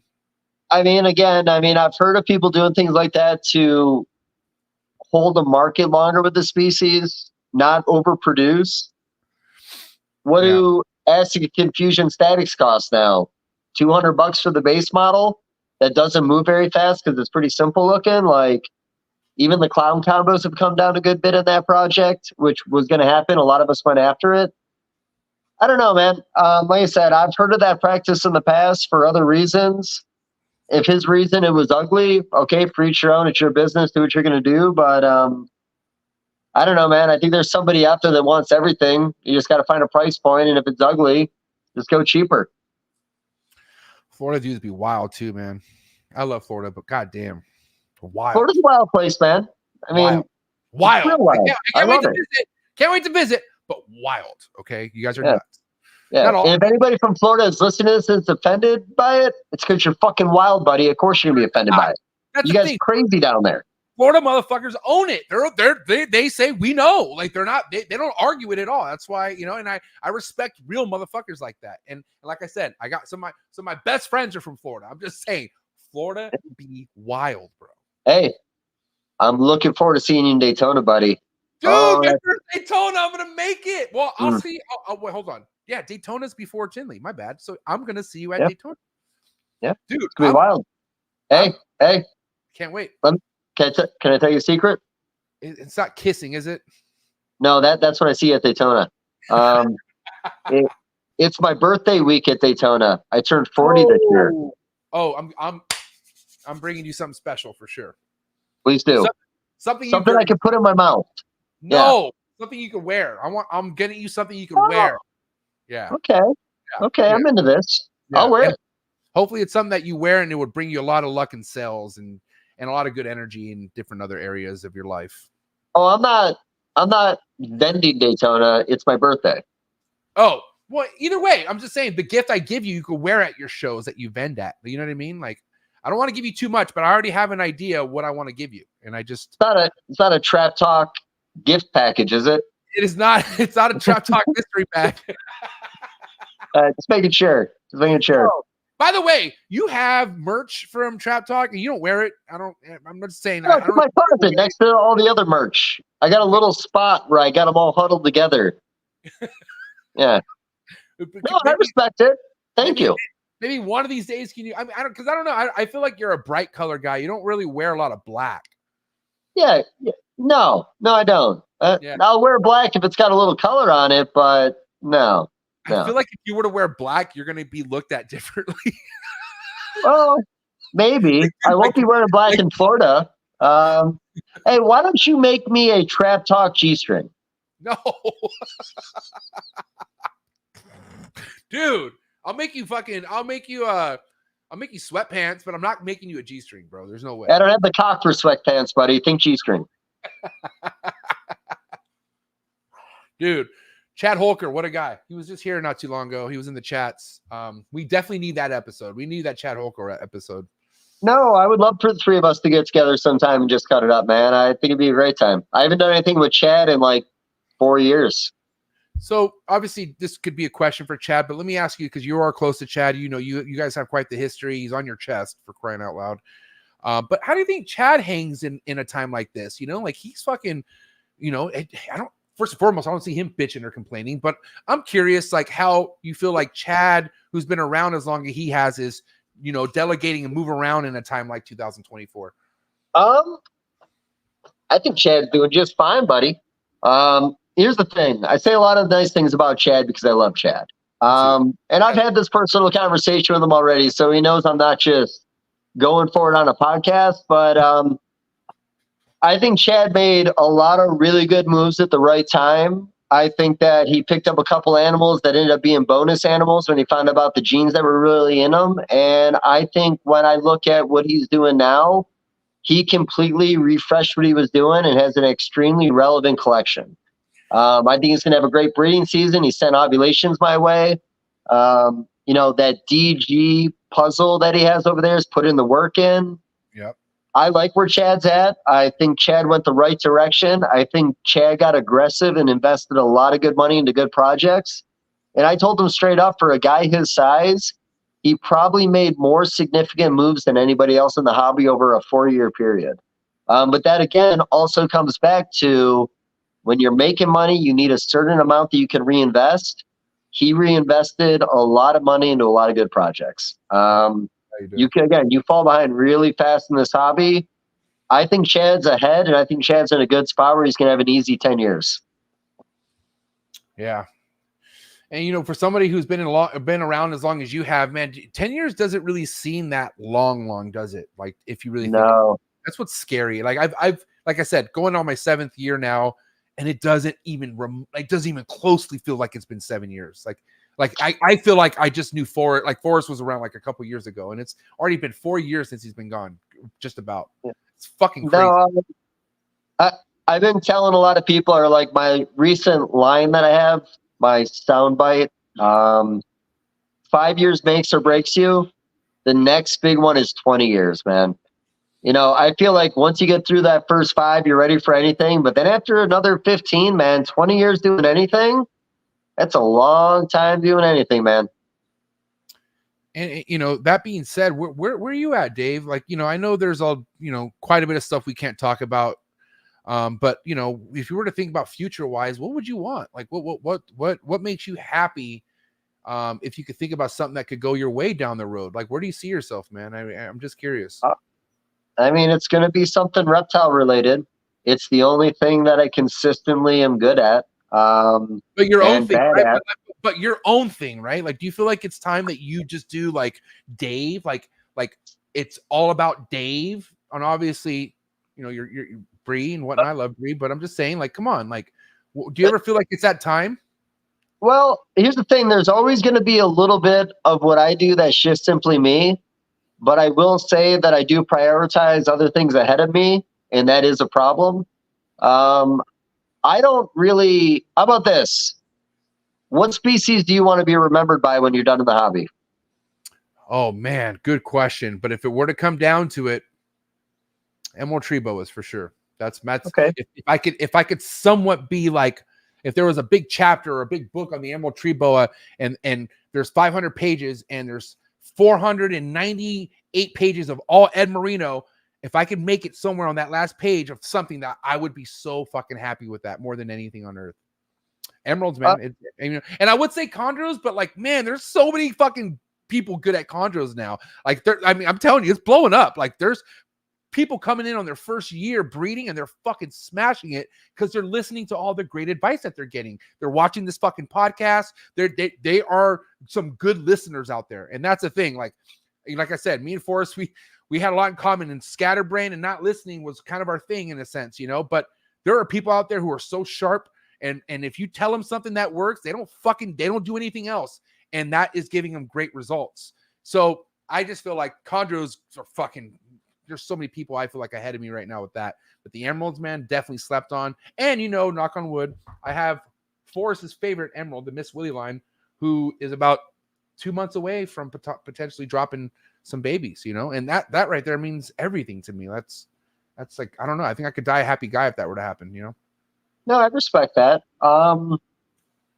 So wait, hold on. Let me ask you a question. Okay. What's that? Let's just say, I don't know, in a perfect world, something happens, relative passes away or something, you just get a fucking huge check, man. I'm talking like where just money, you got the money now. All right. And then next thing you know, you got a facility, but it's all empty. You got an empty facility. Money's not an issue. And you could start your own thing now, Dave, right? What would be your bread and butter species? Like, what would be the one thing that you are thinking more about than anything else? All right. So here's the thing. It's kind of a loaded answer. I'll make it short though. I've always made the comment that I want to be remembered for northern blue-tongued skinks. It was just something that really did it for me when I got into them. You know, I always loved Australian species, and kind of like how you mentioned in emeralds, there's a lot of room for you to do a lot that has not been done where you'll be significant. I feel that way about that community. I feel like there's so much that can be done with that species that I have a foundation here that can get me there, but am I going to put the time in? They're happy. They're maintained. Am I producing enough? I'm not. Problem with not producing enough, I'm not holding anything back that's taking me to my next level. I would love to have a couple good years to build my confidence back up on blue tongues. And when it comes to boas, I'm always going to produce boas, but nothing is my own brand in boas, I guess. Like, I don't have a mutation I discovered. I don't have a pastel line I've been working on for a decade. I've been successful with the species, but I've taken other people's ideas and reproduced them on my own. I don't really know what I want my collection to be, but I will say I am obsessed with everything to the point where I like Glenn. I like Glenn's collection. I think it's Glenn Reptiles. I like that he has a pair of everything. You know, I don't want to do gopher snakes. I want to do exanthics, and I want to do zombies. I don't want to do a bunch of rosy boas, but I want to chase a couple mutations and do a couple localities to make me happy. The problem is with all the stuff I want to do, though, I want to produce $200 animals, and it's very difficult to make a business around $200 sales. So there will always be a lot of different parts to what I do in the hobby, but I don't know, man. Looking at what's in front of me right now, I think blue tongues are my fighting chance for leaving something behind that's got my name on it. Other than that, I think I'm just going to be playing everybody else's records, buddy. Like, and that's okay because I like a lot of that stuff out there, but what's in front of me now, that's the only thing that I could truly develop into something that's me. Yeah. And you know, only you know what that is, right? I mean, no one else could actually pick that for you. And I think that's something that I feel like everyone should kind of have to find. Like, I think everyone should think about this question and make sure they know what that species is. So either if they don't have it now, they could work towards it. Because why not have something that you're so fired up for? You know, like that. I feel like that's one good place that I feel like I'm in. Like regardless of what I'm going through with my baby laces that aren't babies, but you know, I have stuff that just gets me out of bed, man. And I cannot wait to look at them, you know? And I got stuff that I want to just get down and patent down and just have my own line of something someday, you know? And that's the emeralds. And also I forgot my whole other itch, the tree monitors. I'm fucking going ape shit over tree monitors. I'm like losing it over tree monitors. I'm sure after going to Brian's place, man, you're obsessing over it even more, right? 100%. And because like the way he's doing it, like you want to talk about being dialed in, man, like holy shit. Like he has a fucking $50,000 like dimming and like electrical system basically for all the dimming lights and just like power shit. And then he has a misting system like I've never seen before that is so fucking next level. And like he just didn't cut no corners, man. Like he's like almost a Canova of the tree monitors and the shit that he does. Like he has legit facilities all for everything for what needs whatever, you know, like I mean, it's just not like, you know, Justin is like a fucking, you walk into a Louis Vuitton store, like you could eat off the floor type of shit. Not that Brian has dirty floors, but like Justin's place is like, have you seen some of the ball python breeders in Japan? Have you seen how clean and everything, like how everything is fucking like prestige and fucking neat? Have you seen any of that stuff? Immaculate, yes. Dude, it is nuts. I feel like Justin's on that level when it comes to that stuff. But I'm just saying, Brian Susan's technology with how he keeps things is next level and definitely inspiring. I don't think I want to do as much as he's doing because he's doing a lot, bro. Like I'm talking a lot. Did you watch that video I made, that vlog? You didn't probably watch it yet, did you? No, but I will. Yeah, it's a lot. And he has over, I think, like 40 something babies in the incubator. He's killing it. He's doing great. Nice. So that's inspiring to me. And then mainly because there's localities, there's species of tree monitors that are so underworked, right? And you know, and luckily there are people having success breeding them and just kind of putting things in the right direction. So I definitely think tree monitors are going to be a huge fucking, you know, something on the bone that people could jump on and have fun and success doing it. Because they're not, they do need space still, but you know, it's not that much of a fucking reptile, you know, as far as like, oh my God, it's a lot to deal with. They're fun as long as you know how to pay attention to directions. No, I think it's an awesome size, which makes it to where a lot of people can work with it for a monitor. I think the different color phases are awesome. I like the structure of the animal. I like the species as a whole. Will I ever have them? Probably not, because I wouldn't be able to appreciate them the way I'd want to appreciate them. maybe down the road when I have less, I'll want more like that. But like, I'm starting to build bioactives over here now for the first time, and I'm very excited about that. I don't know what the fuck I'm going to put in there, but I got 2 in the works, and I'll probably get 2 more going right after that. That'll Whoa. probably change my direction. How big are these They're, bioactive? they're the Exoterras with the windows on front, one of the bigger ones, which means I'm probably going to crack it after I'm done and then just get all pissed off. I probably should have went PVC or something else, but I had some laying around and I just started working on them. But I got a long ways to go. Dude, I want to give props to somebody who definitely deserves this props. And he fucking made a lot of like people who've been trying to breed emeralds for a while. He made these guys kind of look like fools. Not everyone, but some of them. Mike Stefani, good old Uncle Mike. You know Uncle Mike, right? I know, Uncle Mike. He fucking bred emerald tree boas for the first time. For the first attempt, he was successful at it. In a huge fucking, it definitely looks bioactive. Like he has running water, plants. And this motherfucker never, there's everyone says, all right, you got to pull the male. He never pulled no male. He left. He just had 2 snakes there with all these babies everywhere. I think he had 15 fucking babies. I think that's the number. But bro, I couldn't believe how cool it looked. Like you had the mom there, you had the dad in the background, and all these babies everywhere. Like I will never fucking shit talk on any bioactive. Like, bro, go do your thing. If you could get it down, God bless you. Because Uncle Mike, he did not do what, like, quote unquote, what you're supposed to do by emeralds. He fucking did what he felt was right, and he was successful. I couldn't believe it.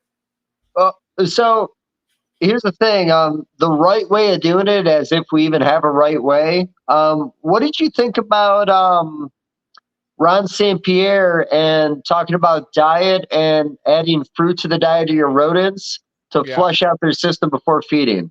Were you pro? Or are you arguing with it? I can't argue it because I mean, how do we know that this study wouldn't be at something accurate? The only thing I could, and shout out to Ron St. Pierre, great episode. I love Ron. He's like one of the fucking realists that we have in this game.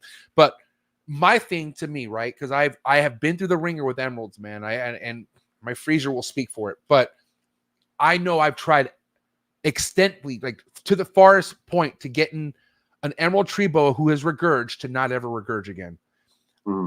I know there's no going. I feel you're not going to fucking change my mind either. There's no going back. Once that thing regurges, like, sure, I'll take a meal, whatever. But like, you're going to have to like underfeed it, barely give it anything. Like, it's not going to be a fucking this kind of emerald if you're doing that. It's done. It's literally, from what I could tell, bro, they don't perch right. They look like shit. They're literally dying from the inside. Okay. Yeah. And I've seen them crash, and I love Ron, but all these, after he was talking about this, he was posting some snakes, and I was looking at him. I'm like, bro, those, man, like you could tell which ones have regurged. I could tell just by the picture.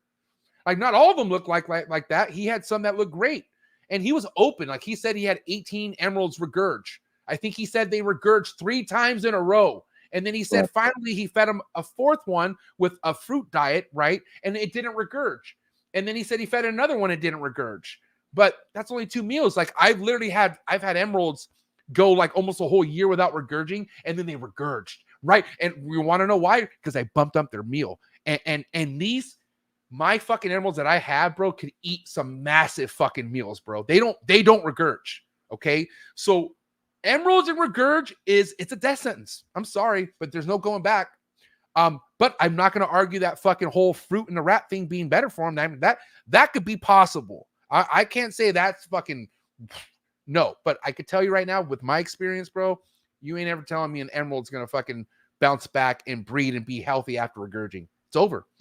I mean, have you ever fed your rats fruit? No. No, I can't say I have. It's a simple thing, and I understand. I know there's been some pushback in the hobby, but again, that's a species that I don't think is foolproof. I don't think that we're not going to learn more about it with more people working with it. And I love when people have ideas that are a little out there in some people's minds. But like you said, these animals are usually dying. Yeah. Let's talk in a year and see how his results are, because like you said, it's only been a couple meals. I told him, I'm rooting for you, man. Like I really am. Like, imagine if he does fucking figure this shit out. Like, and that's God bless a guy for trying. You know, at least he's fucking willing to take on such a feat, because that's quite the feat right there, bro. Like that's, if he could really figure out this shit, that would be completely game changing. But also too, man, like so would world peace, in my opinion. So it's like, you know, I don't know. Or maybe if everybody ate nothing but fruit, it would be better. Maybe.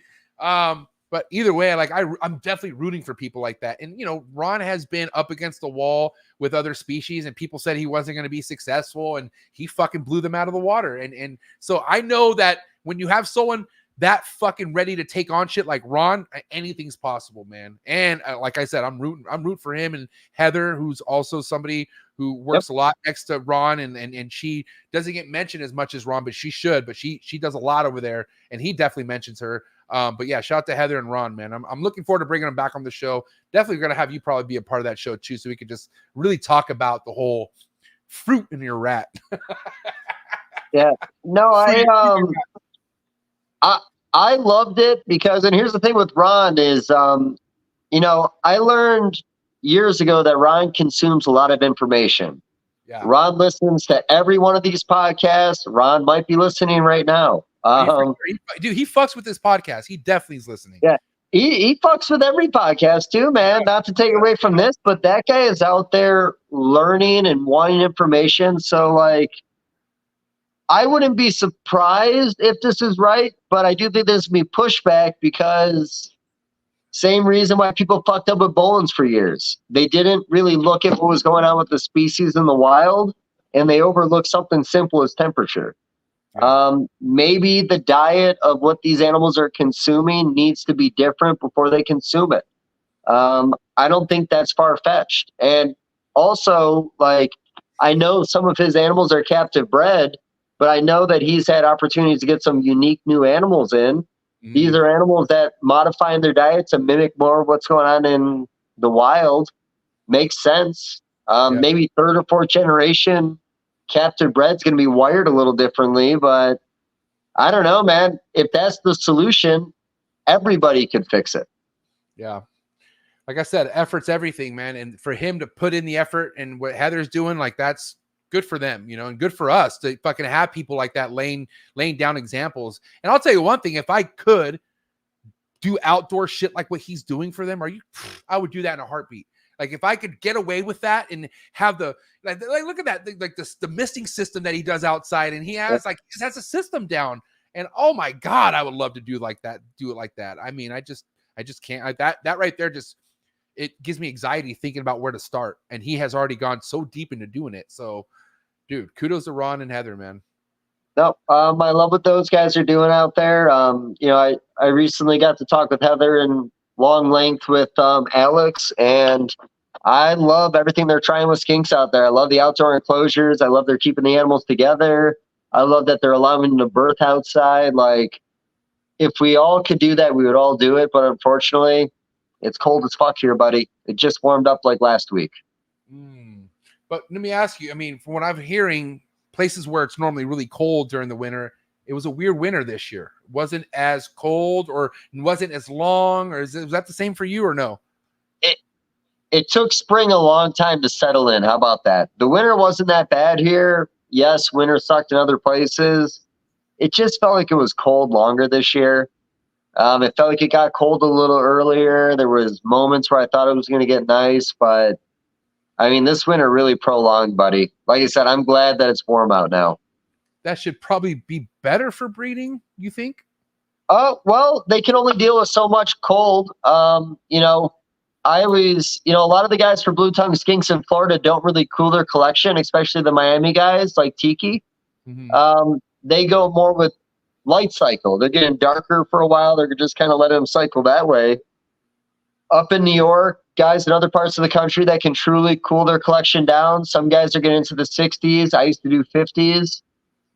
I've bred them in so many different conditions. It's worked that I think there's a lot of room for error with them.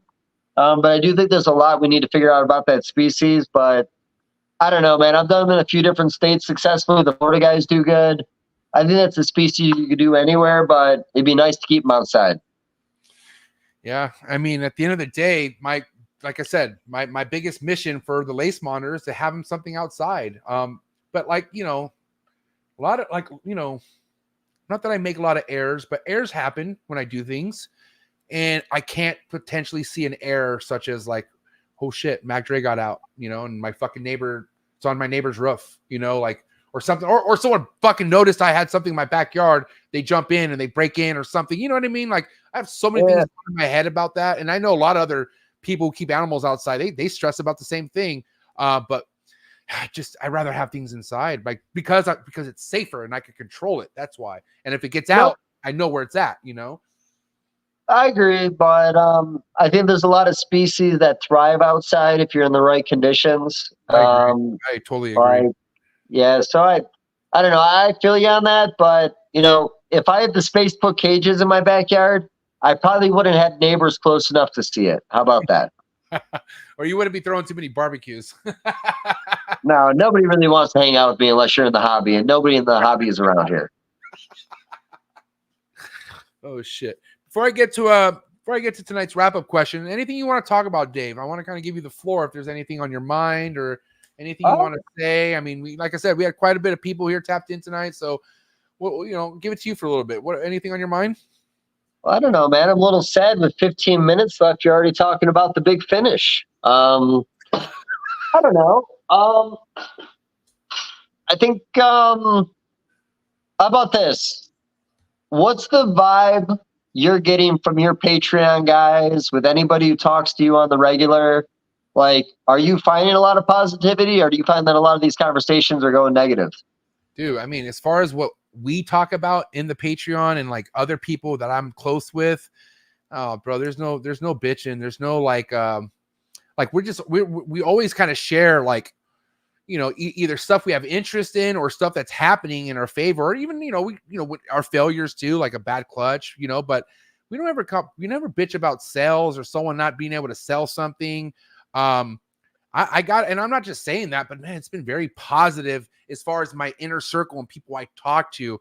But if I'm talking about spectating stuff that I'm seeing that's not in the Patreon, like just on other YouTube accounts and commenting, oh man, it is pretty negative out there. I'm not gonna lie, but I guess it really is what you're looking and seeking for. You know, I know if I want to go look for negative shit, oh, it's all over. But if I just want to focus on what's positive, it's easy for me to do that as well. And I think that's the case for anybody out there. Like, we could choose what it is we want to surround ourselves with. And I got to tell you, man, my Patreon members, my homies, everyone I talk to on a day-to-day, we're all doing great. Nothing but positivity and nothing but moving in the right direction, which is forward. We're all moving forward. So yeah, that's good. Honestly, I think having a good core around you and people to rely on, again, everybody needs a hype man. I'm going to keep on emphasizing on that.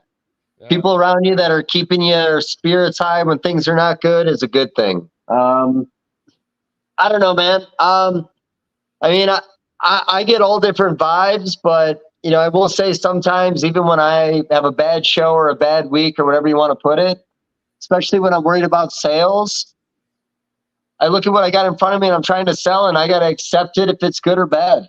Yeah. I don't know, man. I think there's a personal responsibility in this, that honestly, if you don't look in the mirror and find the problem, you're probably not going to make it. Yeah. I look at my table whenever I have a bad table or a bad weekend. I look at my animals and I say, well, maybe that's the problem. Maybe it's pricing. Maybe it's what I brought with. I don't know. I'm never really looking for excuses in other places. I like being hard on myself, buddy. If you're not hard on yourself, I don't think you really do very well in life unless you got unlimited money. Yeah. But, you know, you also don't want to beat yourself up either, right? I mean, I think there's kind of... beat the fuck out of yourself, buddy. You're not eating, you fucking neonate.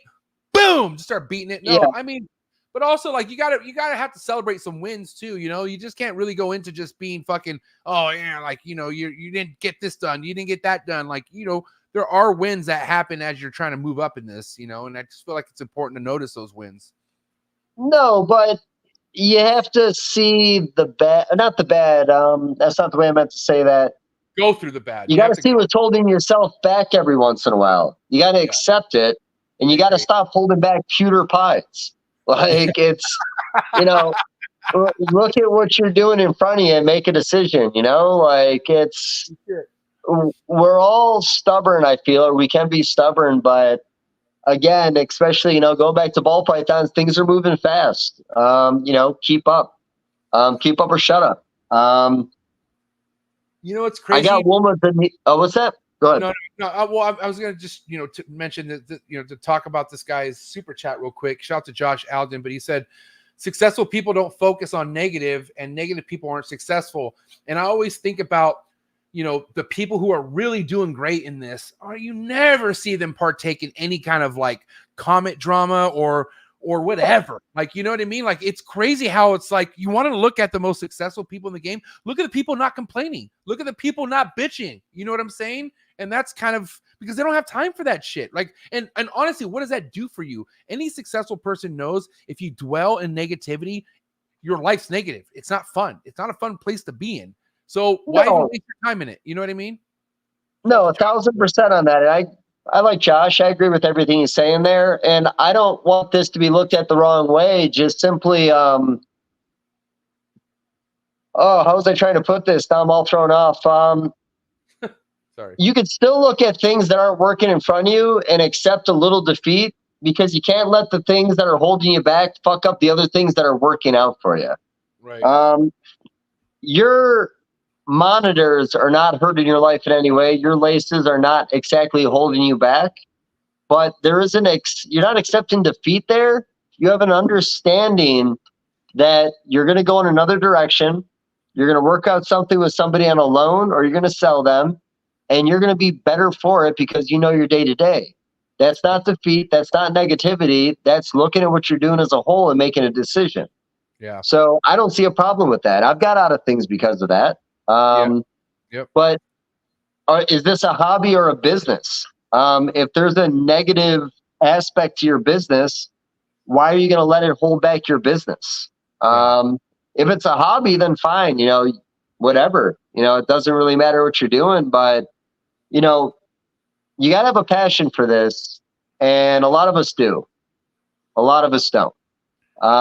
You know, but think about life without passion. You know what I mean? And not to like throw digs on anyone out there who doesn't know what their passion is, but there are legit people who go through life without having anything to be passionate about, you know, and we have that. Like, I feel so fucking blessed for like a lot of things in my life, but passion, bro, like that, man, you can't buy that first and foremost. You know what I mean? I love the hobby. Like you said, I've been drawn to it since I knew it existed. A lot of people are drawn to it, and a lot of people that are drawn to it are successful, but you know, there's sacrifices you make to be good at this. You know, we talk about Junior with JMG. Junior made sacrifices ever since he was 14 years old. Like, he's put this before anything else in his life. Facts. And because of that, man, look at what he's accomplished. That's why I look at Junior the way I do, man. He's not your typical fucking person who's in this game. Like, this is his life. Like, his dad, the way his dad groomed him from a fucking young age. Like, you won't meet another person like Junior. Like, he's a one-of-a-kind individual, bro. He really is. No, a second-generation breeder when, you know, the hobby's young. I love that about his family. I think that's awesome. I think that him and his father played off each other really nicely. I think they had equal strengths in a lot of different areas that made a complete partnership. And yeah, like I said, I always liked JMG. I remember looking at them back in the day before I knew Junior. And there's a lot of other people I can say the same thing about. But no, like I said, I hear people say it's going well. And then I also know for a fact that if you scream how bad things are, people aren't going to invest in you. If you accept defeat and talk about how you're failing, why is somebody going to invest in your failures? So I do think that a lot of the negative talk does hurt you as a business. And I also think that there's room for honesty. Have an honest conversation with a customer, have an honest conversation with somebody that invests in you. Don't tell them it's all perfect all the time, because it's not. But like I said, I think there's a balance there. I think you need to be not necessarily negative. I think you need to be real. And I think some people avoid being real because they think they're going to lose a sale over it. Or lose something over it. You want to know, and I hate to say this, man, because I really do love these lace monitors, but you want to know why I wrote it out this long? Fucking ego, man. Hey, that's the Bolin's theme right there, buddy. Ego. At the end of the day, like, I knew how many people thought I was going to fail by these lace monitors. Like, I got to tell you, there's people who thought I was going to legit kill him. They thought he's only been in the game for so long. I lost followers over getting the lace monitors, legit. Okay. So I knew how much I did not want to fail by these. And like I said, I got into my head and my feelings about thinking, well, if I can't give them the space, that means I might need to rehome them, and that's me failing them. But really, it's not. It's getting real with yourself. And today was one of those days where, like, I had to fucking get real with myself. And you know, you're talking about, you know, being honest. You got to be honest to yourself. Like, and you know, talking to yourself and being honest about things is probably one of the biggest things people are scared to do. You know what I mean? Because it is scary. It's like gut check time. You know what I mean? Because you know what's right. You know what you need to do. But man, I didn't want to give those people the gratification, like, MJ got rid of his laces, even though a lot of that's in my head at this point. That was years ago. It's goddamn near 4 years ago. These people thought I was going to be really bad at keeping laces, and not that I am keeping bad. I'm great by them, but it's just, like I said, there's a direction I want to head into. And, you know, shout to Mark Bailey, man, one of my best mentors. You know, I was not sure how to think until I talked to him, and him just, you know, reassuring that I'm evolving and doing a mature fucking thing is something to be happy about. You know what I mean? And that's just what it comes down to. So I think people just definitely need to be real with themselves, no matter how much it's scary and you don't want to think about it, bro. You need to find out what it is that's holding you back, which is yourself in a lot of different ways. But yeah, you need to be real with yourself for sure. Yeah. Here's the thing. So Mike Schultz is really good at breeding tegus, and he's successfully doing it in Missouri. Even if I like the species, I don't think I would have put the time in to be successful in the state of Missouri with them. Some people, when it comes to certain things, want it bad enough, they find a way, and they don't listen to the people around them to say it's not going to work out. The bell thing sucks. You got the bell lace or you got the lace? I have two bells. They're the bells. Okay, so you got the bells, man. Man, that's tragic. I'm gonna miss them for you now that I know they're both bells. Like, oh, you fucker. Yeah, they're both bells, and they're so docile, man. I raised them. I mean, they're literally like my kids, bro. They're fucking, you know. But also, like, I'm just, you know, I'm probably not the right long-term keeper of them for right now. For right now, at least. Like I said, I mean, I'm more leaning on. I know who I feel like I could trust to take them, and I know if I ever want them back, I can, and it would be at a better timing, a better place. Like I said, I know how I want my animals to be kept. It's the same reason why I got rid of the mainland retics. Like, I don't want that burden on my shoulders to see my retics being kept like that. You know what I'm saying? Even though I could get away with it, because there are ways of keeping them in 8-foot enclosures and 6-foot enclosures, but I just didn't feel good about it. And now it's the same thing. You know what I mean? But I will feel better about them being in better hands and with someone who's fucking really fired up and could give them what they need. At the end of the day, bro, these lace monitors do not need to be around my snakes. They're so filthy. They need to be away from, like, this clean, fucking pristine shit. That's all I'm saying. Like, and I don't have the means to build a facility for them other than what I have right now. That's all. You know what I mean? No, that's fair, man. Hey, you'll come back to them the day you come back to them. And I will, 100%, motherfucker. I'm not that old. I'm kind of old, but listen, give me 8 years, and I'll get them back for sure, 100%. Yeah. I just need acres, and it's hard getting acres in San Diego. Like, you got to be 15-year plan, buddy. 15-year plan. 15-year plan. All right, listen. Wrap up question, Dave. Great episode, by the way. I mean, 2 hours flew by. They always do with you, man. Like, God, you make podcasting so easy, bro. You really fucking do. And I just, you know, more flowers I want to give you. You do make this fun. Thank you so much. But for anyone out there not having fun, Dave, let's talk about that real quick. You know, people out there who feel like they should sell their collection or feel like this isn't for me or whatever. When do you feel like that is something like, because at the end of the day, we live inside our own head. We kind of think things are as bad as they are, but they're not, you know. But when should someone really consider throwing in the towel? Like, at what point do you feel like, yeah, buddy, I think it's time to move on? Or, okay, let me rethink things here. Maybe it's not that bad. I mean, what would you say to that? The day you can't afford to feed them. I think in this industry, things I've seen over the last forever is I've seen a lot of collections for sale, and you could tell the ones that people gave on months beforehand and the ones that just simply gave up on recently. And there's always a big difference. People are going to get out of the hobby for a lot of different reasons. Everything's a unique situation. If you can't feed them, it's probably best to move them out faster. There's no reason to sell them skinny 6 months later. I mean, I think that's, I got to think about that, man. Maybe some of these people who are coming forward ready to give up their collection, maybe it's coming down to the food bill. Maybe they can't fucking feed their animals. You know what I mean? And that right there would give me any reason to think, okay, it's time. Because if you can't afford something to keep alive and you brought it there, like it's your responsibility, it's kind of like having to fucking find a home for a kid who has a unfit parent or something. You know what I mean? It is what it is, but you got to do what's right by that living animal. Like it's what's only right. Like they didn't get asked to be put there, you know? So it's true.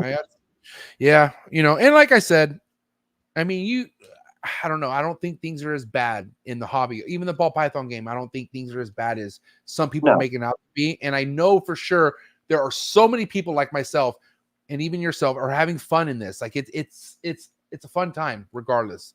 So great times. I appreciate you, Dave. Gonna have you back. I'm not gonna wait 6 months for sure. I need you back sooner than that. So if you're willing to come on, you haven't been on anyone's show. You've been low key for a minute.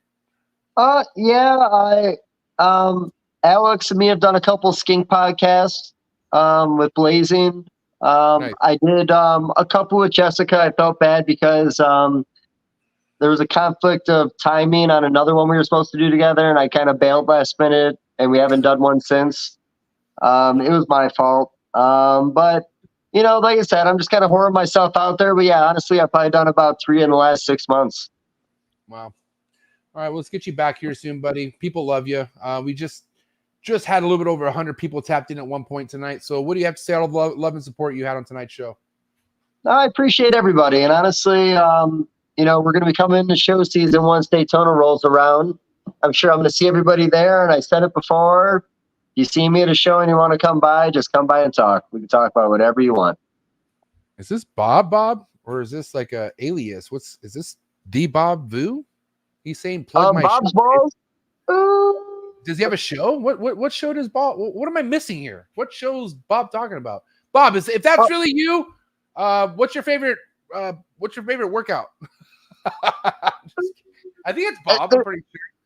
There's a couple aliases out there. There's aliases. He's confirmed. This is Bob. Bob, if this is really you, what were you eating on our very first episode? If you remember, and then if you remember what you were eating, we'll know it's you. But is there a show happening with Bob or something? That's what I want to know. Justin try. Okay, it is Bob. It's him. All right, so it's him. Okay. So what do you know about Bob in the show? He's acting like you know about a show, and I want to know about it. And this isn't Bob Boo, right? It is. I can't see the little. Is it Bob Boo? Yes, it's Bob Balls. That's him. That's the only Bob. Well, I know, but anybody can put Bob's balls on something. That's true. Okay, forget it. Sorry, buddy. We don't know. Yeah, I just saw Bob. We talked herping, buddy, and we didn't even get a chance to talk about your hellbenders, man. I want to talk about your hellbenders. Oh, my God. You're talking about what I experienced. Dude. Yeah. That was fun, man. Listen, I got to tell you, going down the river like that, in fucking 40-degree water is the next level fucking shit ever. I only hanged about 30 minutes. We were in there about 45 minutes, but holy shit, that water was cold. That shit was experience. That was probably one of the funnest experience I've ever had. Okay, I got a lot of things I want to talk about now, as far as that experience, because one thing that Brian was teaching me while we were looking is those fish that set up a bunch of pebbles. They push a bunch of rocks up to the surface so they could breed in them. But there's like multiple species of fish that breed in that area. I thought that was one of the coolest fucking things ever. What do you know about that? I don't know a lot about it because I can't catch them. But I know that he wanted to come out to Missouri to follow some spawning of a few of these different species, and we were supposed to float around.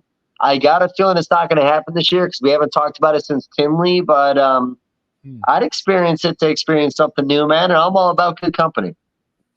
Yeah, and that's good company, man. Brian Susan, oh man, just being in the mountains like that, and it's not what I'm used to. I saw fucking bears. Like my whole life, I wanted bears in the wild, bro. I saw bears in the wild for the fucking first time of my 38 years of this on being on Earth, and I could just die a happy guy now. But I'm not gonna lie, man. I would have really enjoyed you being a part because it felt like you should have been there. Like I think of Herbie, and I think of you. You know what I mean? So maybe we've got to set that up in the long run. But yeah, I love it, man. Asheville's a beautiful area. I'd be happy to go out and look for stuff. Best place you're active in case anyone wants to reach out or whatever. Where can people reach you right now, Dave? Oh, fuck. I don't know. I got too many friends on Facebook. I can't add anymore. I don't know what to do. I hardly check my messages. You know what? Hit me up on the Facebook page for custom scales. I'll start checking it a lot more. I have neglected it for about 3 years now. Start messaging me on there. Make me be better at what I'm doing. Yeah, please. Or hit me up and I'll make sure that he gets the message. Yeah. We'll get it, man. You just put him in touch with me. Dave, I love you like a brother, man. I appreciate you so much. But it's a wrap. Everyone out there, please give it up for our good friend, Dave Leveson, ladies and gentlemen. Can I clap for me? Hey, we'll talk soon. And I'll definitely see you soon. Have a good night, Dave. Thank you. See you soon. Later, bud. Peace. Oh, what a good guy, man. Appreciate everyone who hung out on such a special episode. You know, Dave is a special guy, special friend. He's just awesome. I could talk to that guy for hours. I really can. This is the kind of conversations we have in person, too. Like, we just literally casually chop it up like this. And that's what I love doing it. How to bring Dave on is just to kind of just casually talk. So thank you to everyone in the live chats, everyone who gave this episode any kind of attention. Really means a lot. Please don't forget to hit the like button. Let's get the likes up. Hit that subscribe button. Hit that notification bell. You'll be reminded of all my podcasts. Shout out to all the other hosts of segments that are happening here on the network. Don't forget, 6 days a week, Trap Talk Reptile Network. The only reptile network pushing out that many fucking reptile podcasts. I'll tell you that much. It's killing it. So thank you to all my other hosts. You know, Stephen Cush, JMG Jr., you know, JD, Joey DeStefano from Meteoric Serpents, Alvaro, my boy Emilio Villarino, my dog right there, really just so killing it in the ball python game. So, and of course, Cody, Parker, which don't forget Cody and Parker, Tremont, Mad, all Tremont Talk happening this Saturday. And how can I forget Uncle Mike Stefani? Okay. Fucking good old Uncle Mike and Jen Black. All right. All Monitor Talk happening Saturdays as well. So a lot of amazing stuff. So thank you so much for all the love and support. You guys are beautiful. And don't forget, join the Patreon family. If you want to get more behind the scenes, you want to support what I have going on more than just watching, come join the Patreon family, and you will not regret it, man. Best people in the game, for sure. I love all you guys. Seriously, thank you so much. It's a wrap. Dude, we're almost at 500 episodes. Fucking love it. Episode 491 in the books. Have a good night, and I'm out.